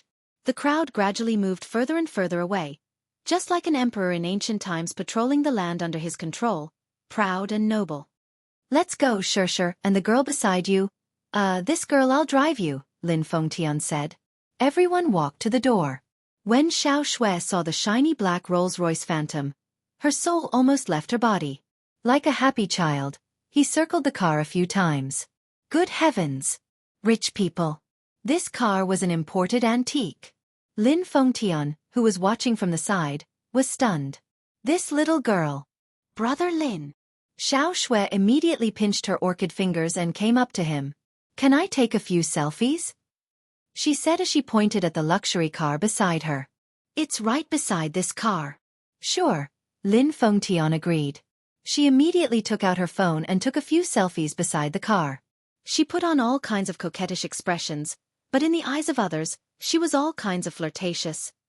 All right, get in the car first, Lin Fengtian said to Yun Shishir. Xiao Shui, on the other hand, was very excited. She happily got into the back seat first, leaving Yun Shishir behind. Yun Shishir could not help feeling a little flustered. Everyone got into the car one after another, but no one noticed the pair of eyes watching them from behind. Those eyes were filled with evil thoughts. Chapter 116. This Yun Shishir was really capable. But so what? Wouldn't it be more fun to sleep with a woman that the big boss had his eyes on? What kind of person was Mu Yaja? Why would he fall for a newcomer with no status or background? The entertainment industry was full of talents, and there was never a lack of beautiful women. With Mu Yaja's status, what kind of woman wouldn't come and go as he pleased? The women that Mu Yaja played with, the leftovers would be pretty good too. As he Ling Xiang thought evilly, he fiercely clenched the stack of Yun Shishir's information in his hand. Suddenly, his thoughts were interrupted by a delicate voice from the side. Hello. Hello. May I ask if you are Director He Lingxiang? He Lingxiang turned around and saw Yun Na with no makeup on. Yun Na had just washed off all the makeup on her face, and it actually looked cleaner. Even though her face was still slightly swollen, it didn't stop others from judging her beauty. Yun Na's beauty was different from Yun Shishir's naivety and pure beauty.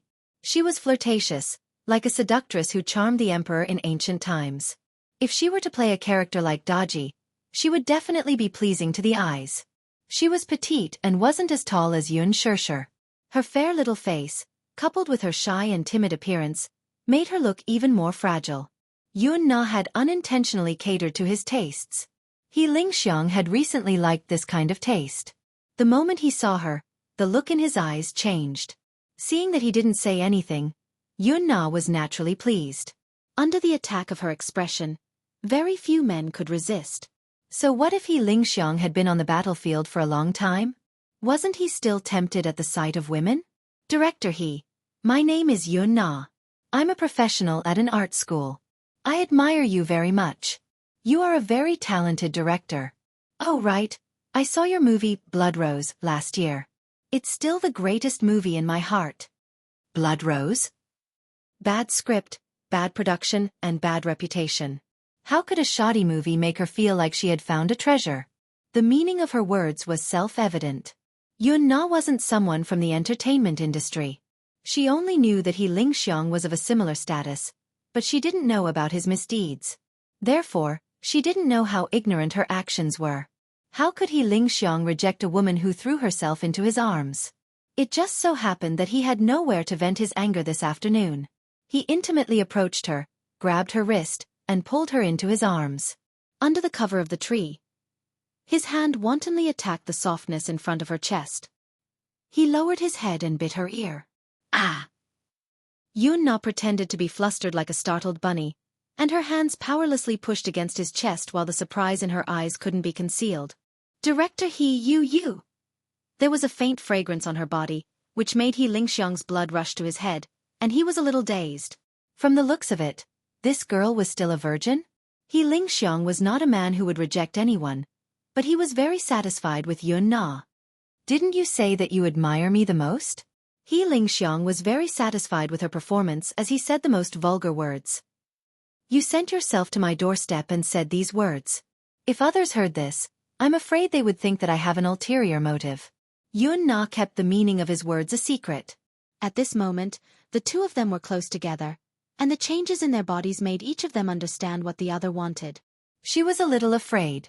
The entertainment industry was like a tiger's den, so how could she not be afraid? However, when she thought of Yun Shishir's smug look and how she might be able to pass the audition, clinch the female lead role in this movie, and step into showbiz with glory, her heart was filled with jealousy. Jealousy was like an evil demonic branch, entrenching her heart, causing her to begin to use every means possible to achieve it. Director it's not convenient to talk here. Why don't? Yun Na smiled charmingly. Let's go somewhere else? Okay. Ling Xiang was naturally waiting for this sentence. Chapter 117. Huanyu Tower. A man stood by the window, his tall and straight figure proudly overlooking the rows of tall buildings outside. His pair of handsome eyes were deep and distant. Earlier, the board of directors had a heated confrontation over the female lead of The Green Apple. This time, the female lead had already been decided internally. The audition was just a publicity stunt for the movie's release. However, Lin Fengtian was absent from this meeting. Over the phone, his stance was very clear. He had taken a liking to Yun Shishir and had decided to support this newcomer with outstanding qualifications. The investors and producers were in an uproar when they heard this and voted against it unanimously. Lu Jingtian had already been decided as the female lead. How did an unknown newcomer appear out of nowhere and mesmerize Lin Fengtian? When Lin Fengtian heard that Lu Jingtian had been decided internally, he immediately said that he would not continue filming. The art of film which he pursued was now in such a foul state. He was so angry that he said that it had to be Yun Shishir. When the executive director said that he would not continue filming, the production team was collectively dumbfounded. They lined up to apologize to Lin Fengtian. The script was good, but Lin Fengtian's influence was not to be underestimated. If they lost him, this movie would be nothing. Without him, the box office appeal would collapse by half. The meeting ended on bad terms. Lu Jingtian, who was standing at the side, had also witnessed the actress's audition. Recalling that breathtakingly beautiful scene, she could not help but feel a little jealous. This person called Yun Shishir had skillfully portrayed Yin Xiaochuan's most essential innocence and beauty with her skillful acting. She was originally quite satisfied with her audition performance, but now that she saw it again, it was obvious who was better. Her crying scene was too pretentious. Humph. She's quite opportunistic, huh? Lu Jingtian said indignantly. She raised her head to look at Mu Yaja and asked in a half-aggrieved and half-tentative manner, Brother Mu, you'll definitely get the female lead role in this movie. It's for Jingtian, right? Yaja lowered his head to look at her without saying a word. She quickly tugged at his arm and coquettishly said, "Brother Mu, I really like this novel. It's my biggest dream to play the role of Xiaochuan. Brother Mu, this is a small wish. You can't satisfy me?" Yaja pulled his hand out without a trace. His tone was calm but slightly indifferent. "Jingtian, I dote on you because your grandfather asked me to. But for me I have a clear distinction between public and private matters. The movie was released by Huanyu. I'll invest, but I won't ask about the main character." "Brother Mu." Lu Jingtian's face flushed red as she choked on her words for the first time. She knew that the lead actor would be chosen by the director, but that was not the case in the entertainment industry. Usually, in a movie, the director rarely had the right to speak. Even a director as arrogant as Lin Fengtian had to consider the investors of the film. Huanyu was this movie's biggest investor, so it was needless to say how much power the company had. Yaja returned to his desk and said lightly, "You're not a child anymore. I won't indulge you every time you act coquettishly. Brother Mu, get out." Yaja lost his patience and coldly ordered. Lu Jingtian was startled. She knew that he had lost his patience, so she did not dare to anger him further and retreated resentfully. Just as she left, Aaron knocked on the door and entered. "Chairman Mu." Yaja leaned gracefully against the back of his chair and looked at him with a pair of sharp eyes. Chapter 118. For some reason, the man's deep gaze made him shudder. He suddenly felt uneasy. Perhaps due to his guilty conscience, he did not even dare to raise his head. This man stood at the pinnacle of power. With a wave of his hand, he could turn the world upside down. His king-like aura seemed to be innate and intimidating. He, on the other hand, had betrayed this terrifying man. Until now, he was still in a state of shock. If the president found out that the investigation report had been tampered with, he would personally eliminate him. Just as he was lost in thought, Yaja looked up and called, "Aaron." "Yes," Yaja asked with a half-smile. "How long have you been with me?" "Boss, I've been with you for 4 years," he answered submissively. Yaja replied faintly, "I valued you back then because of your outstanding ability. You said you wouldn't let me down." "Yes. I was groomed by you, boss, and I'll be loyal to you for the rest of my life." Yaja nodded and raised his hand with an unfathomable expression. There was a group photo between his fingers.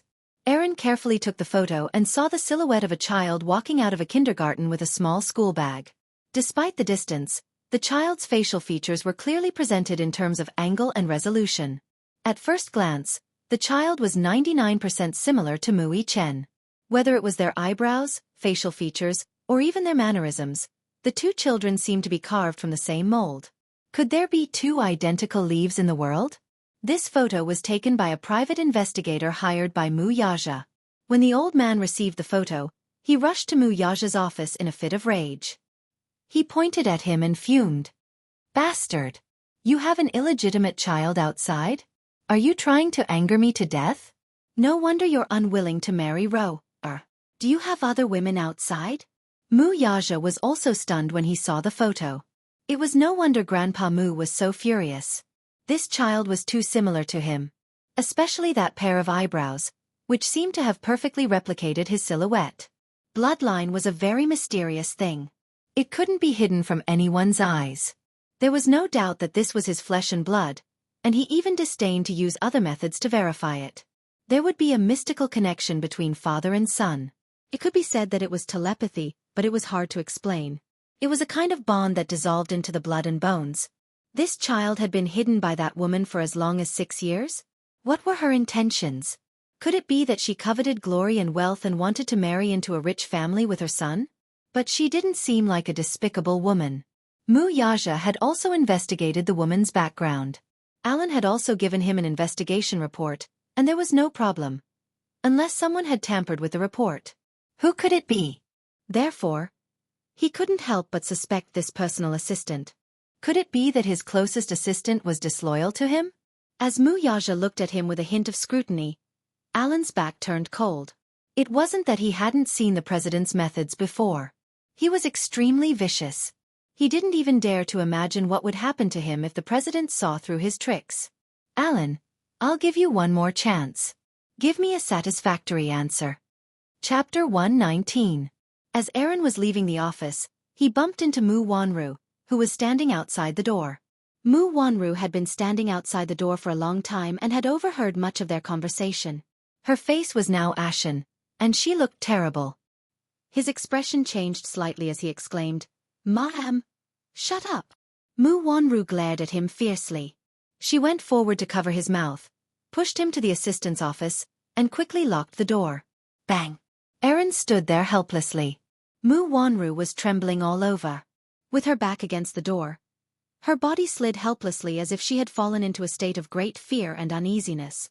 "Ma'am, are you all right?" Aaron looked at her worriedly. Mu Wanru looked extremely disheveled. Her face was as dark as a sheet of white paper. "What did he say to you? Did you tell him?" She glared at him as if she was on the verge of drowning. "The CEO asked me to reinvestigate Xianxia's identity. Everything, big or small, must be thoroughly investigated, including that and the child." Aaron looked at Mu Wanru again, only to see her face turn uglier. "You can't." Mu Wanru's eyes were instantly piercing. "You'll get me killed if you do this." Alan took a deep breath, and a complicated feeling resonated in his chest. "I can't betray the CEO again." His face turned pale with pain, and his handsome face contorted. "I've already betrayed him once. How will he know if you don't tell him?" Mu Wanru was like a drowning person who had come back from the jaws of death. Her voice trembled with fear. "If that child is really the CEO's flesh and blood, isn't it good to investigate it thoroughly?" "No." "Why?" he asked in confusion. Mu Wanru, of course, could not tell him why. "Why? If the child's identity was found out, Yun Tianyu would be taken back to the Mu family as one of the future heirs of the Mu group. This woman would definitely rise in status because of her son. She was Grandpa Mu's 1 in a million pregnant women. She had excellent conditions. What was even more frightening was that she had given birth to 2 sons for the Mu group. On the other hand, because of her congenital infertility, she was unable to give birth to a son or daughter for the Mu family. Therefore, her position as the young mistress of the Mu family was not secure. The rich and powerful families were deeply rooted and intertwined. If they did not have children to support them, they would not be able to consolidate their position. The only reason why she could do whatever she wanted in the Mu family was because of Grandpa Mu's love for her. However, no matter how hard she tried, she was still unable to enter Mu Yaja's heart. The only reason Mu Yaja agreed to marry her was because of Grandpa Mu's order. He could not go against it. However, Old Master Mu's health was deteriorating year by year. Now, in order to enjoy the rest of his life, Mu Yaja was slowly taking control of Dishing Financial Group. What if he was no longer around? Would she still have a place in the Mu family? Would she be chased out of the family just like that? By then, it was not impossible for Xianxia to rise to the top by relying on her son. The scariest thing was, if Grandpa Mu were to find out about Yun Tianyu's identity, he would definitely make him acknowledge his ancestors. Given his means, he would definitely investigate Xianxia's background thoroughly. If the incident from more than a decade ago was involved, what would happen when Grandpa Mu learned that she had snatched Xianxia's jade and had been impersonating her for more than a decade? Thinking of this, Mu Wanru shuddered. "Don't investigate. If you do this, you'll destroy me." Mu Wanru covered her face haggard and sobbed helplessly. She was weeping like a pear blossom in the rain, but in her heart, she was viciously cursing. Chapter 120. A minute. She was too slow. This Xianxia. B*tch. B*tch. Why did it have to be her? Why did it have to be her? Was she going to watch as the wealth and glory that was within her reach was snatched away by her? Looking at her pitiful appearance, Alan's heart ached as if it had been crushed. As a man, no one could reject a weak and helpless woman. "Aaron, help me." Mu Wanru begged him. She leaned on his chest weakly and helplessly. Her hot tears dampened his shirt. "I can't let that child return to the Mu family. Alan, I know you like me. This is the last time. Help me, okay?" Mu Wanru's tears flowed down her cheeks. Alan's heart skipped a beat, and he looked at her in disbelief. She knew. They had been classmates in university for 4 years. Her gentleness, beauty, pride, and confidence had always been the most beautiful thing that he yearned for. He loved this girl from the bottom of his heart, but he had never shown it. Because from the beginning, he knew that she was a dream that he would never be able to reach in his life. He was so humble that he could not even confess his feelings to her. He could only look at her silently from afar. After graduating from university, he entered Dishing Financial Group and became Mu Yaja's personal assistant. It was only then that he realized that the man in her heart was as perfect as a god. Wanru, just this once. This is the last time. If you promise to help me, I'll do whatever you want me to do in the future. Mu Wanru begged again. Alan's brows furrowed. Clearly, he was still struggling. Mu Wanru gritted her teeth. She placed her hands on his shoulders, stood on her tiptoes, and kissed him on the lips. Alan was shocked. His body was as stiff as a rock. Mu Wanru pressed her lips against his and said softly, "Is this enough? Wanru, don't talk. Hug me." Mu Wanru kissed him on the lips again. Her seductive body was pressed against him, and her seaweed-like hair was tangled together.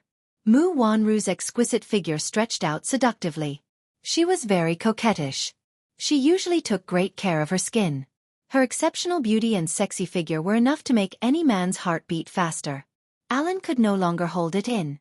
He fell into the fatal trap of gentleness. He lost himself to it. He closed his eyes and followed the most honest thought in his heart. His hands hugged her shoulders, and he traced her charming back. In the office, an incestuous scene. However, neither of them noticed that in a hidden corner of the ceiling, there was a mini pinhole camera hidden in the ceiling. In the evening, Xianxia sent Xianxia home. Xianxia did not have a decent gown for tomorrow night's cocktail party. Therefore, Xianxia gave her a gown. She was embarrassed to accept it, but Xianxia felt that she was too polite and smiled. "Silly girl, tomorrow night's cocktail party will be a special event. Many gold medal producers and directors from the film festival will be there. Don't tell me you want to wear this school uniform and parade around as my female companion?" Xianxia did not know whether to laugh or cry at his words. "All right, don't be so polite with me. If you can sign the contract successfully, remember to treat me to a meal." Xianxia made a condition. Xianxia agreed readily. Well, 6 yuan worth of spicy hot pot. It was not that she could not afford it. Chapter 121. By the time Xianxia returned to the Yun residence to fetch Yu, it was already 8 p.m. She had already informed Yun Yeqing in advance, but the atmosphere in the living room was still tense. When Li Qin saw Xianxia return, she hurriedly went up to her. "Have you seen your younger sister? She's still not back yet. I'm so worried." "Why would I see her?" Xianxia pretended to be confused. In fact, she had seen Yun Na today. However, this had nothing to do with her. She could not be bothered to report it to Li Qin. When Yun Yeqing saw her return, he hurriedly went up to her and asked about her well-being, which caused Li Qin to glare at him. Looking at Xianxia and thinking about her daughter who had yet to return home, she immediately exploded. "Yun Yeqing, you're really a good father. You're so concerned about this wild seedling, but your biological daughter is still not back yet, and I don't see you asking more about her." Yun Yeqing's face turned ashen when he heard this. "Who are you calling a wild seedling? Also, I'm worried that Nana isn't back yet. What are you talking about?" The two of them started quarreling. Xianxia did not want to be involved in such a quarrel and walked toward her room calmly. However, she was stopped by Li Qin behind her. "Stop right there." Xianxia turned her head in a lukewarm manner. "What's the matter?" Li Qin noticed the exquisite packaging in her hand. Armani. How could she, who shopped in shopping malls all year round, not know about this international luxury brand? Her eyes almost popped out of their sockets. How did she have such an expensive item? "Where did you get this dress?" "It's none of your business." With that, Xianxia walked into her room without looking back. Li Qin was so angry that she almost had a stroke. This wild lass was looking down on her more and more. "Humph! What Armani? To me, it's just a cheap knockoff." That night, it suddenly rained. Xianxia decided to sleep over at the Yun residence and went to bed early with Yu. At midnight, there was a sudden rainstorm outside the window. Lightning flashed and thunder rumbled. Yun Yeqing and Li Qin were worried when Yun Na did not return for a long time, so they decided to report the matter to the police. The two of them hurriedly prepared to rush over, but they heard a strange noise outside the door. They hurriedly rushed over, only to see Yun-na leaning against the door weakly. They did not know how long she had been standing outside the door. Her hair was drenched, her clothes were slightly messy, and her face was strangely flushed. "Mom!" she cried out in a low voice, her voice trembling as if she had suffered a great grievance. Then, a line of tears flowed down her cheeks. Li Qin felt as if a knife was being twisted in her heart. "What's wrong? Nana, come in first." Yun-na was helped into the living room and leaned weakly against the back of the chair. Tears rolled down her cheeks like pearls from a broken necklace. Li Qin looked at her anxiously, her heart aching. "Nana, what's wrong? Tell me, who bullied you?" Yun-na continued to weep but didn't say anything. Right now, her intestines were probably green with regret. This Xianxia looked dignified on the surface, but he was actually a beast in human clothing, and a beast among beasts. This afternoon, Xianxia brought her to a private clubhouse. She thought that she had hooked up with a big tree and was feeling complacent. If she could gain his favor, she might be able to step into the entertainment industry with glory and no longer have to look at Yun Shishir's eyes. Chapter 122. If she could rely on such a backer, her acting career could be said to be unstoppable. Yun-na naively thought that Xianxia was bringing her to meet some producer. After all, he had a lot of connections. Little did she know that she had entered a wolf's den of debauchery. She did not want to recall what had happened tonight. She only remembered that before Xianxia sent her home, he gave her an invitation and whispered in her ear, "I heard that Gu Xinghe has invited your sister to attend Huan Yu's annual gala tomorrow night. You should attend this gala too." As he said that, a smile with ulterior motives appeared on his face. "Tomorrow night, you and your sister will serve me well. Don't worry. I'll give you benefits." Just imagining the scene of sex was enough to make Xianxia impatient. The feeling of having two beautiful sisters together was self-evident. Yun-na suppressed her disgust and grievance and forced a smile. She did not want to be with Yun Shishir. What if it backfired and Xianxia did not support her and Yun Shishir instead? She was like a slave today, serving the bosses one by one with a smile. She had suffered great humiliation and did not want to suffer a double loss in the end. She whined, "You're so annoying. Director He, isn't it enough for me alone?" "Don't worry. Little sweetheart, you're so hot. Of course, I'll dote on you the most. Don't worry. I won't fall in love with someone else." Yun-na only felt more at ease after Xianxia's promise. Li Qin naturally did not know what had happened to her. Seeing her in a daze, she blurted out, "Daughter, have you gone for the audition?" Yun Yeqing raised his head in shock when he heard that. "Did you say that she went for an audition again?" She knew that she had let it slip and bit her lower lip resentfully. Yun Yeqing was furious and expected better from his daughter. "I told you to study hard, but you insisted on becoming an actress? Why? Did we not let you have enough to eat or not have enough clothes to keep you warm? Why do you have to ruin yourself like this?" As soon as Yun-na heard the word spoil, she immediately felt aggrieved to the point tears streamed down her face, and she immediately cried out unwillingly, "Dad! Sister also went for the audition.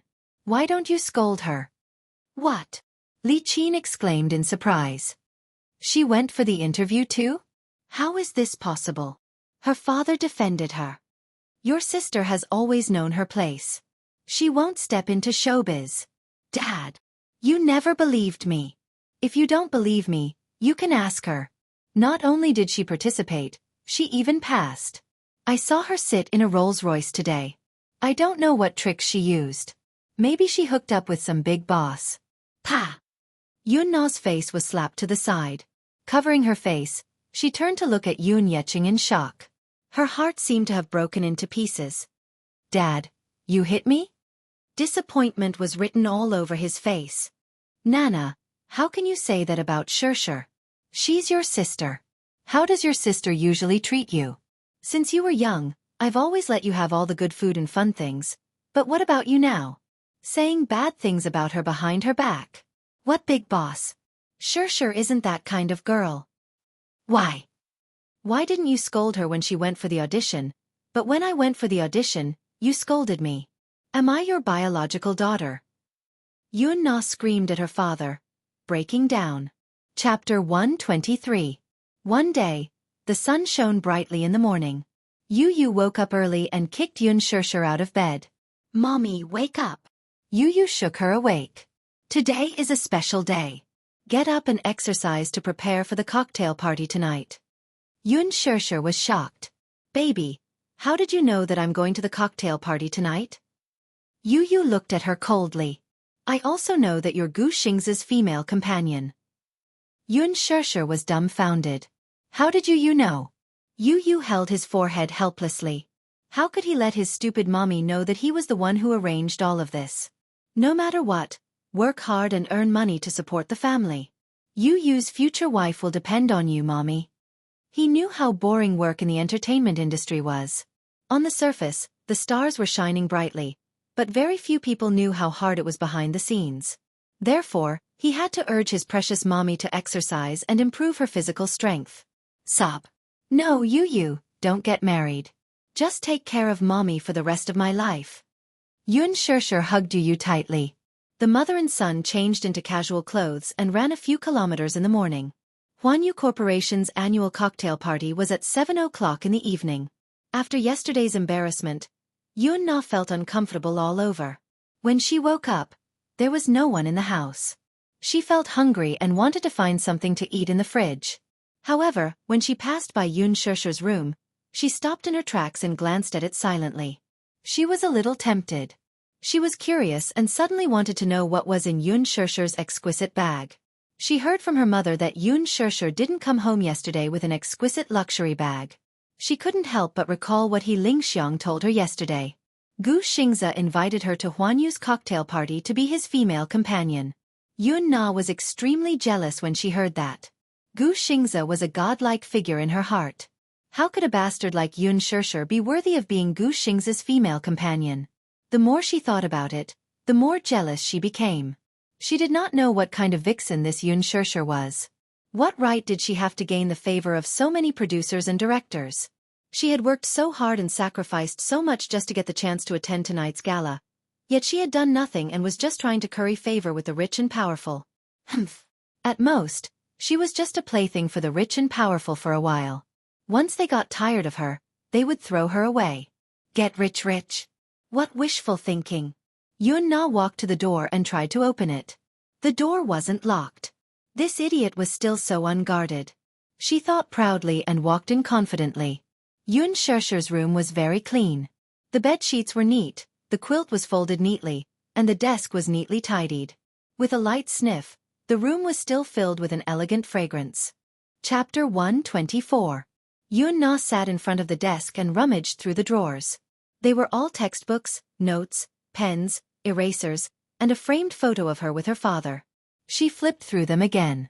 They were all extracurricular exercise books and exercise books. Just looking at them gave her a headache. She muttered softly, "Bookworm." After rummaging through them for a long time, she did not see anything good.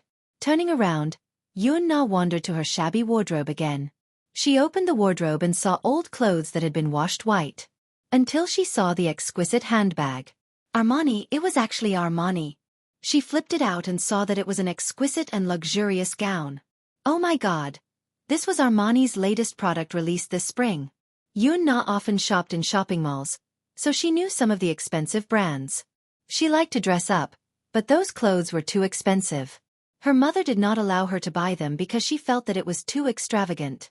However, looking at Xianxia's gown, who gave it to her? Yunna had seen this gown at a fashion show on TV before. She liked it very much. However, the price tag of 100,000 yuan shocked her. She did not expect Xianxia to have this gown. An unknown jealousy was slowly twisting in her heart. Why? Why was she treated so well? Why was she chosen by so many directors and given such a beautiful and expensive gown? She was clearly such a lowly B***starred, but she was treated so well by her father when she came back. One had to know that ever since she was young, her father had never doted on her like he did on Xianxia. This B***starred had snatched away the love that originally belonged to her. As Yunna thought of this, she suddenly felt indignant. She took out the gown and changed in front of the mirror. Looking at the beautiful gown in the mirror, Yunna curled her lips in satisfaction. She twirled a few times happily, and her heart was overjoyed. Xianxia did not deserve such a good gown at all. Only she deserved to have it. Xianxia was a lowly Cinderella, and she was the princess. She was worried that she did not have a decent gown for tonight's cocktail party. Yunna folded the clothes neatly. Out of the corner of her eye, she caught sight of an exquisite little box. A brocade box that seemed to be jewelry was quietly placed in the corner of the wardrobe. Out of curiosity, she reached out to take the box and carefully opened it. A magnificent and faint blue light flashed before her eyes. She often paid attention to jewelry magazines. This was the Vicomte from Van Cleef and Arpels' Secret Garden series. It was one of a kind in the world. Yunna sucked in a breath of cold air in shock. In the depths of her pupils, the word Vicomte lay quietly in the brocade box, emitting a bright and dazzling brilliance. So beautiful! So beautiful! It looked like a sapphire necklace, giving people a cold and elegant feeling. The necklace was actually made of countless small diamonds connected together. Such a necklace must be worth a lot of money. How could Xianxia have such expensive jewelry? Such a beautiful necklace for her? What a pity! Yunna's eyes flashed with jealousy. Why did it have to be her? Why did she have to be the one to get such a beautiful necklace? How could she be so lucky? Chapter 125. She knew that she couldn't take it away. Xianxia would find out about this necklace sooner or later. However, as she gazed at the dazzling sapphire, Yunna took a deep breath of cold air. After hesitating for a long time, she gritted her teeth hatefully and gripped the box tightly. She casually tidied up the wardrobe, returned to her previous appearance, and rushed out of the door. Yunna was still nervous and uneasy when she entered her bedroom. She felt a little guilty, and her heart was beating like thunder. She locked the necklace in the wardrobe and only then did she calm down. She comforted herself in her heart. Anyway, Xianxia wasn't wearing it. It was a pity, so she might as well give it to her. Even if she saw this necklace in the future, there were so many similar necklaces in the world. What reason could Xianxia have to say that she stole her necklace? Anyway, it was her necklace. She could just insist on it. She could just say that she bought the exact same necklace. Anyway, she just liked this necklace. She would dress up and attend the cocktail party tonight. She would definitely amaze everyone. Then, she wouldn't have to care about Xianxia's attitude anymore. She must succeed. However, Yunna still felt unusually guilty because she had done something wrong. She was afraid that Xianxia would find out when she came back. She hurriedly took her clothes and necklace, called Xianxia, and calmly left the house. Xianxia returned home from her morning exercise. She planned to tidy up and go to the cocktail party. However, when she returned to her room, she found that it was a mess. The gown and necklace she had prepared were all gone. She panicked for a moment. Yu couldn't help but be shocked. He even suspected that a thief had broken into the house. However, he only understood when he saw the earrings that Yunna had unintentionally left on the floor. His eyes couldn't help but turn cold. There was no lock in the room. He originally thought that Yunna would learn from her mistake and wouldn't dare to go against his mother. Who knew that he would still be so bold? The phone screen suddenly lit up. Xianxia saw that it was an unfamiliar number. She hesitated for a moment before answering the call. The phone screen suddenly lit up. She saw that it was an unfamiliar number. She hesitated for a moment before answering the call. Hello. Xia, are you home? Gu Xing's gentle voice came from the other end of the phone. Yeah, I'm at home. Gu Xingzi said. Okay. Do you live in Ping'an district? I'll be right there. Yes. However, something happened. Xianxia rubbed her forehead with a headache. She looked back at her room and sighed helplessly. I'm really sorry. I might not be able to attend tonight's party. What happened? For some reason, even Gu Xingzi did not notice the tension in his words. Today, he was in a good mood. He was even looking forward to tonight's banquet. Now that he heard that Xianxia was not going to the banquet, he felt an inexplicable sense of loss. What happened? Xianxia replied. My gown. I don't know where it went, and the necklace you borrowed. Lost? I'm not sure. When I got home, my room was in a mess. I was careless and forgot to lock the door. Gu Xingzi heaved a sigh of relief when he heard that. Oh, I thought it was something serious. His manager, Qin Zhou, who was eavesdropping on the conversation, couldn't help but cry out in frustration. Chapter 126. Oh, my little ancestor. That secret garden necklace is the treasure of Empress. Great-grandmother, how could you lose it? This necklace had a long history. He had mustered up his courage to borrow it from the director behind the CEO's back. If the boss were to find out, he would be in deep trouble. Forget it. Let her come over first. It's still early. It's not too late to pick out another gown from Empress. Qin Zhou made a decision at the side. Gu Xingzi's car was parked at the entrance of Ping'an district. The extended, luxurious Bentley attracted the attention of the neighbors in the neighborhood. In a slum like this, these commoners had never seen such a luxurious car before. For a moment, they crowded around the car and pointed at it with envy in their eyes. Xianxia hurriedly got into the car and drove off. The neighbors couldn't help but start whispering to each other as they looked at the back of the car. Isn't that the child from the Yun family? She's called Xianxia. I heard that. She's Yun Yeqing's illegitimate daughter. Illegitimate daughter? Why did I hear that she's the child of Yun Yeqing and his ex-wife? Who knows if she's Yun Yeqing's biological daughter? How does she resemble Yun Yeqing? Sigh, that old Yun has been cuckolded for who knows how many years. He's even raising a bastard child for someone else. The Bentley sped all the way to the busiest shopping mall in the capital. Empress was a luxury fashion brand favored by the capital's wealthy socialites and movie queens. The interior of the store was luxuriously decorated. From the top-notch handmade gowns from Milan Fashion Week to a series of luxury brands from Italy, Empress was the capital's most eye-catching fashion icon. Therefore, not just anyone could step into this place. Even a third-rate celebrity could not cross such a high threshold. Therefore, when Qin Zhou solemnly handed Xianxia over to the image director, Alan, this woman who had always served the celebrities and socialites, had a dazed look on her face. Manager Qin, what's going on? Alan, this is Xingzi's female companion. Qin Zhou smiled, the meaning in his eyes self-evident. With Qin Zhou's explanation, Alan naturally understood. However, she was very puzzled. With Gu Xingzi's status, why would he let such an unknown girl be his female companion? As the chief image director, she often went in and out of the upper class. At this level, she knew the background of all the noble ladies in the capital. However, she was a little confused as to the name of this little girl. No matter what, since she was Gu Xingzi's female companion, she naturally had to put in some effort. Okay, leave it to me. As Alan spoke, he turned to look at Xianxia gently and said with a smile, Miss Yun, please follow me.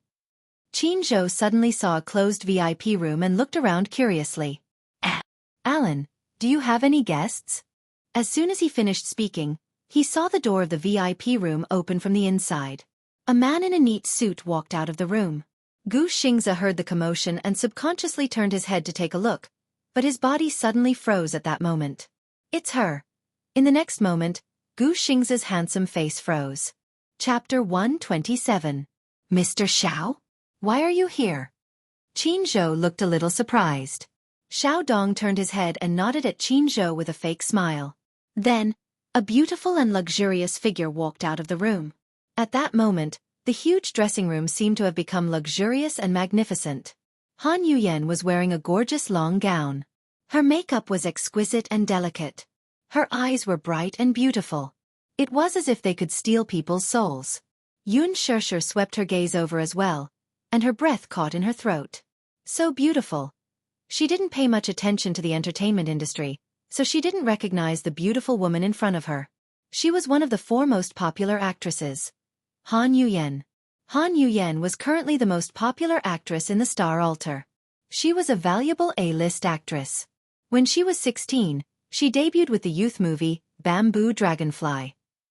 She was called a pure and innocent girl right after her debut. She was sought after by millions of fans and became famous in the film industry. Bamboo Dragonfly was director Lin Fengtian's first film. With this film, Lin Fengtian won the Best Director Award at the 100 Flowers Film Festival and the Golden Badge Awards.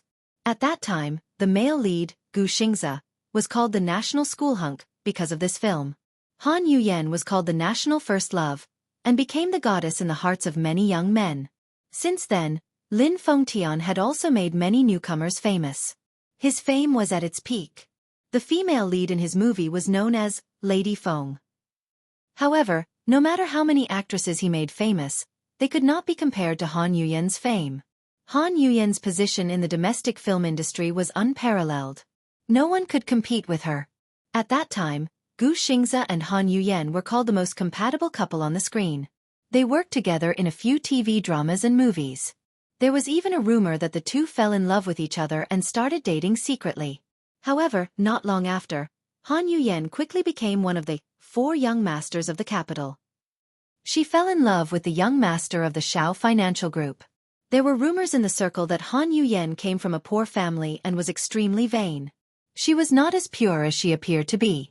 Rumor had it that when Gu Xingze was going through the pain of losing his mother, Han Yuyen had been by his side the whole time. She had even turned down many movie offers and stayed by Gu Xingze's side. Rumor had it that Han Yuyen had indeed dated Gu Xingze for a period of time. However, she had only taken a fancy to Gu Xingze's resources and background. Their relationship had ended without any results. There were also rumors that Han Yuyen was deeply in love with Gu Xingze, while Gu Xingze only treated Han Yuyen as his younger sister. It was only after Han Yuyen had climbed up the ladder that the two of them parted ways. Alan quickly walked over to Han Yuyen and praised her with a smile. "Miss Han, you look beautiful in that outfit. You will definitely be the center of attention at tonight's banquet."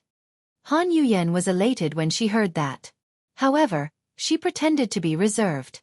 She smiled sweetly at Xiaodong in the mirror and asked, "Xiaodong, what do you think of my outfit?" She had just finished her sentence when she didn't hear a reply for a long time. Han Yuyen was slightly annoyed. She immediately looked at Xiaodong with a reproachful expression. However, she saw that he was staring at Yun Shishir's back as she walked into the fitting room. When their eyes met just now, he inexplicably felt that this girl was surprisingly familiar. Chapter 128. Xiaodong, what are you looking at? Han Yuyen called out to him unhappily. Nothing. Xiaodong quickly turned around and looked at her. She was dressed splendidly, but there was no real surprise in his eyes. Yuyen, you look beautiful in this dress. Han Yuyen did not notice the strangeness in his words. She was immersed in his praise and swayed her body proudly in front of the dressing mirror. Qin Zhou looked coldly at the pair of despicable people and snorted at Gu Xingze. Humph. His late wife's body is still warm, and he has already changed a few new lovers. It's not that I want to say this, but the young masters of rich families are really pushovers. I'm afraid Meng Xiaolan won't be able to rest in peace. Xiaodong was originally married, and Han Yuyen was the third party. Their extramarital relationship had been very low-key. Not long ago, Xiaodong's wife passed away in a car accident, and Han Yuyen finally succeeded. Don't poke your nose into other people's business. Gu Xingze was looking at a gown when his eyes suddenly fixed on a gorgeous red gown. This gown was designed by the internationally renowned designer, Helen Swift. It was elegant red, with a light shoulder gauze and soft silk. It was exquisite, and the curves were perfect. The fluffy hem of the gown extended from the waist down. Beautiful, so beautiful. Gu Xingze had always had high standards for beauty, and his taste in fashion was not bad. This one, Gu Xingze ordered briefly. Alan immediately walked over and took a look, but shook his head tactfully. Xingze, this gown is the treasure of our store. Was he sure he wanted to give this gown to that unknown girl? Wouldn't that be a waste? Moreover, the designer of this gown had said that not all Asian women could do it. She saw that the girl's body was a little thin, and she might not be suitable. Moreover, even if she was suitable, if other socialites saw it, they would definitely make a fuss. After all, this gown had never been worn by anyone before. Many socialites and actresses had wanted it, but none had succeeded. Han Yuyen was also attracted by their conversation. She looked over and blushed slightly when she saw Gu Xingze. No female celebrity in the industry could resist Gu Xingze's charm. It was the same even for Han Yuyen, who was the A-list heavenly queen. She had once loved him deeply, but he was heartless. She had been deeply in love with him for 4 whole years. She elegantly lifted the hem of her dress and walked over. Seeing his deep gaze on the gown, she reminded him softly, "Xingze, just now, I also took a fancy to this gown. But the director said that this piece of clothing is the treasure of Empress. It's priceless." Even I was rejected. In other words, which woman was qualified to wear the clothes that even she couldn't wear? Gu Xingze acted as if he didn't see her. He said to Alan, "This one. Unlock it." Han Yuyan was annoyed that she had been completely ignored. It wasn't until Xiao Dong coughed softly behind her with a displeased expression that she turned around awkwardly. However, she saw that the man's gaze was slightly cold. Only then did she realize that she had lost her composure. "Xingze, this shirt." Gu Xingze didn't listen to her explanation. When a piece of clothing is designed, it has to be complemented by a beautiful person. "Alan, don't you believe in my taste?" Alan naturally couldn't refuse. He quickly asked his assistant to unlock the display window and ordered someone to take out the gown and send it to Xianxia's fitting room. Chapter 129. Qin Zhou's heart was filled with anticipation. He had also taken a liking to the dress and wondered how stunning Xianxia would be in it. Xianxia quickly changed into the dress and Alan brought her into the dressing room. Xiao Dong initially wanted to leave, but Han Yuyan insisted. She wanted to see how capable this young lady was to be able to bring out the aura of the dress. Makeup, styling, accessories, high heels. It was not easy for a woman to dress up. Xiao Dong and Han Yuyan were already impatient, but Gu Xingze was patiently reading a fashion magazine on the sofa. The door to the dressing room suddenly opened, and Xianxia gracefully strode out with her gown in hand, attracting everyone's attention. Amidst Qin Zhou's amazement, Gu Xingze put down the magazine in his hand and saw Alan carefully pushing Xianxia in front of him with a face full of admiration. "Xingze, look, are you satisfied?" Alan continued to praise her as he spoke. "I really didn't expect Miss Yun to be able to bring out the aura of the dress perfectly. Miss Yun is the most elegant lady I've ever seen. If Miss Helen sees her, she'll definitely like her." Gu Xingze looked at Xianxia, and with just one glance, he could not help being attracted to her. He had been in the entertainment industry for many years and had seen countless people. However, at this moment, he couldn't help but marvel at the wonder and beauty of the creator. Beautiful. Extremely beautiful. Xianxia stood with her hands on her waist, looking noble and elegant. The red dress accentuated her exquisite and graceful figure. The soft satin clung tightly to her body, making her look sexy but not revealing. At the same time, it understated the nobility and restraint of the aristocracy. This was a dress that combined the mysterious sexiness of the East with the noble and elegant elements of Europe. It was tailor-made by a top designer and a top designer. This dress was worth a lot. Alan's evaluation was that Xianxia perfectly brought out the value of this dress. Even Gu Xingze couldn't help but be mesmerized. He couldn't look away for a long time. As a result, Xianxia couldn't help but blush as he sized her up. Alan snickered in his heart. Although Second Master Gu usually looked cold and aloof, he was still a man, after all. Furthermore, Xianxia was as beautiful as a queen. Any man would find it hard to resist her. Very beautiful. Gu Xingze admired her for a long time and commented from the bottom of his heart. It was a simple word, but it couldn't hide his amazement. Xianxia smiled faintly. She didn't seem to be overly proud of herself because of his comment. She looked at Qin Zhou respectfully and politely. Qin Zhou nodded even more diligently. "Sure. Thank you." Xianxia smiled and elegantly turned around to look at herself in the mirror. She completely ignored the burning gaze from the side. Xiao Dong didn't expect that there would be a woman who was so beautiful. At this moment, all his attention was on her. The dress was beautiful, but what was even more beautiful was Xianxia's noble and restrained aura. Any man would be mesmerized by her. And he was no exception. Han Yuyan's eyes reddened. A woman's jealousy was very strong. She was like a proud peacock. She was originally proudly spreading her tail, but when she saw her territory being conquered, she couldn't accept it. Chapter 130. She was originally the center of attention, but now, no one in the hall was looking at her. She was like a doll that had lost its love and was mercilessly thrown aside. Han Yuyan tugged at Xiao Dong's sleeve, feeling wronged. "Darling, I also want this dress," she muttered softly. "Buy it, I want to wear it to the gala today. If I wear this dress, I'll definitely be prettier than this girl from God knows where." For a long time, the man did not respond. Han Yuyan raised her head in dissatisfaction and saw that Xiao Dong was also staring at Xianxia. His eyes were filled with amazement, admiration, and some unknown emotions. She looked even angrier and her tone became unhappy. Xiaodong. Yes. He came back to his senses and lowered his head to look at her.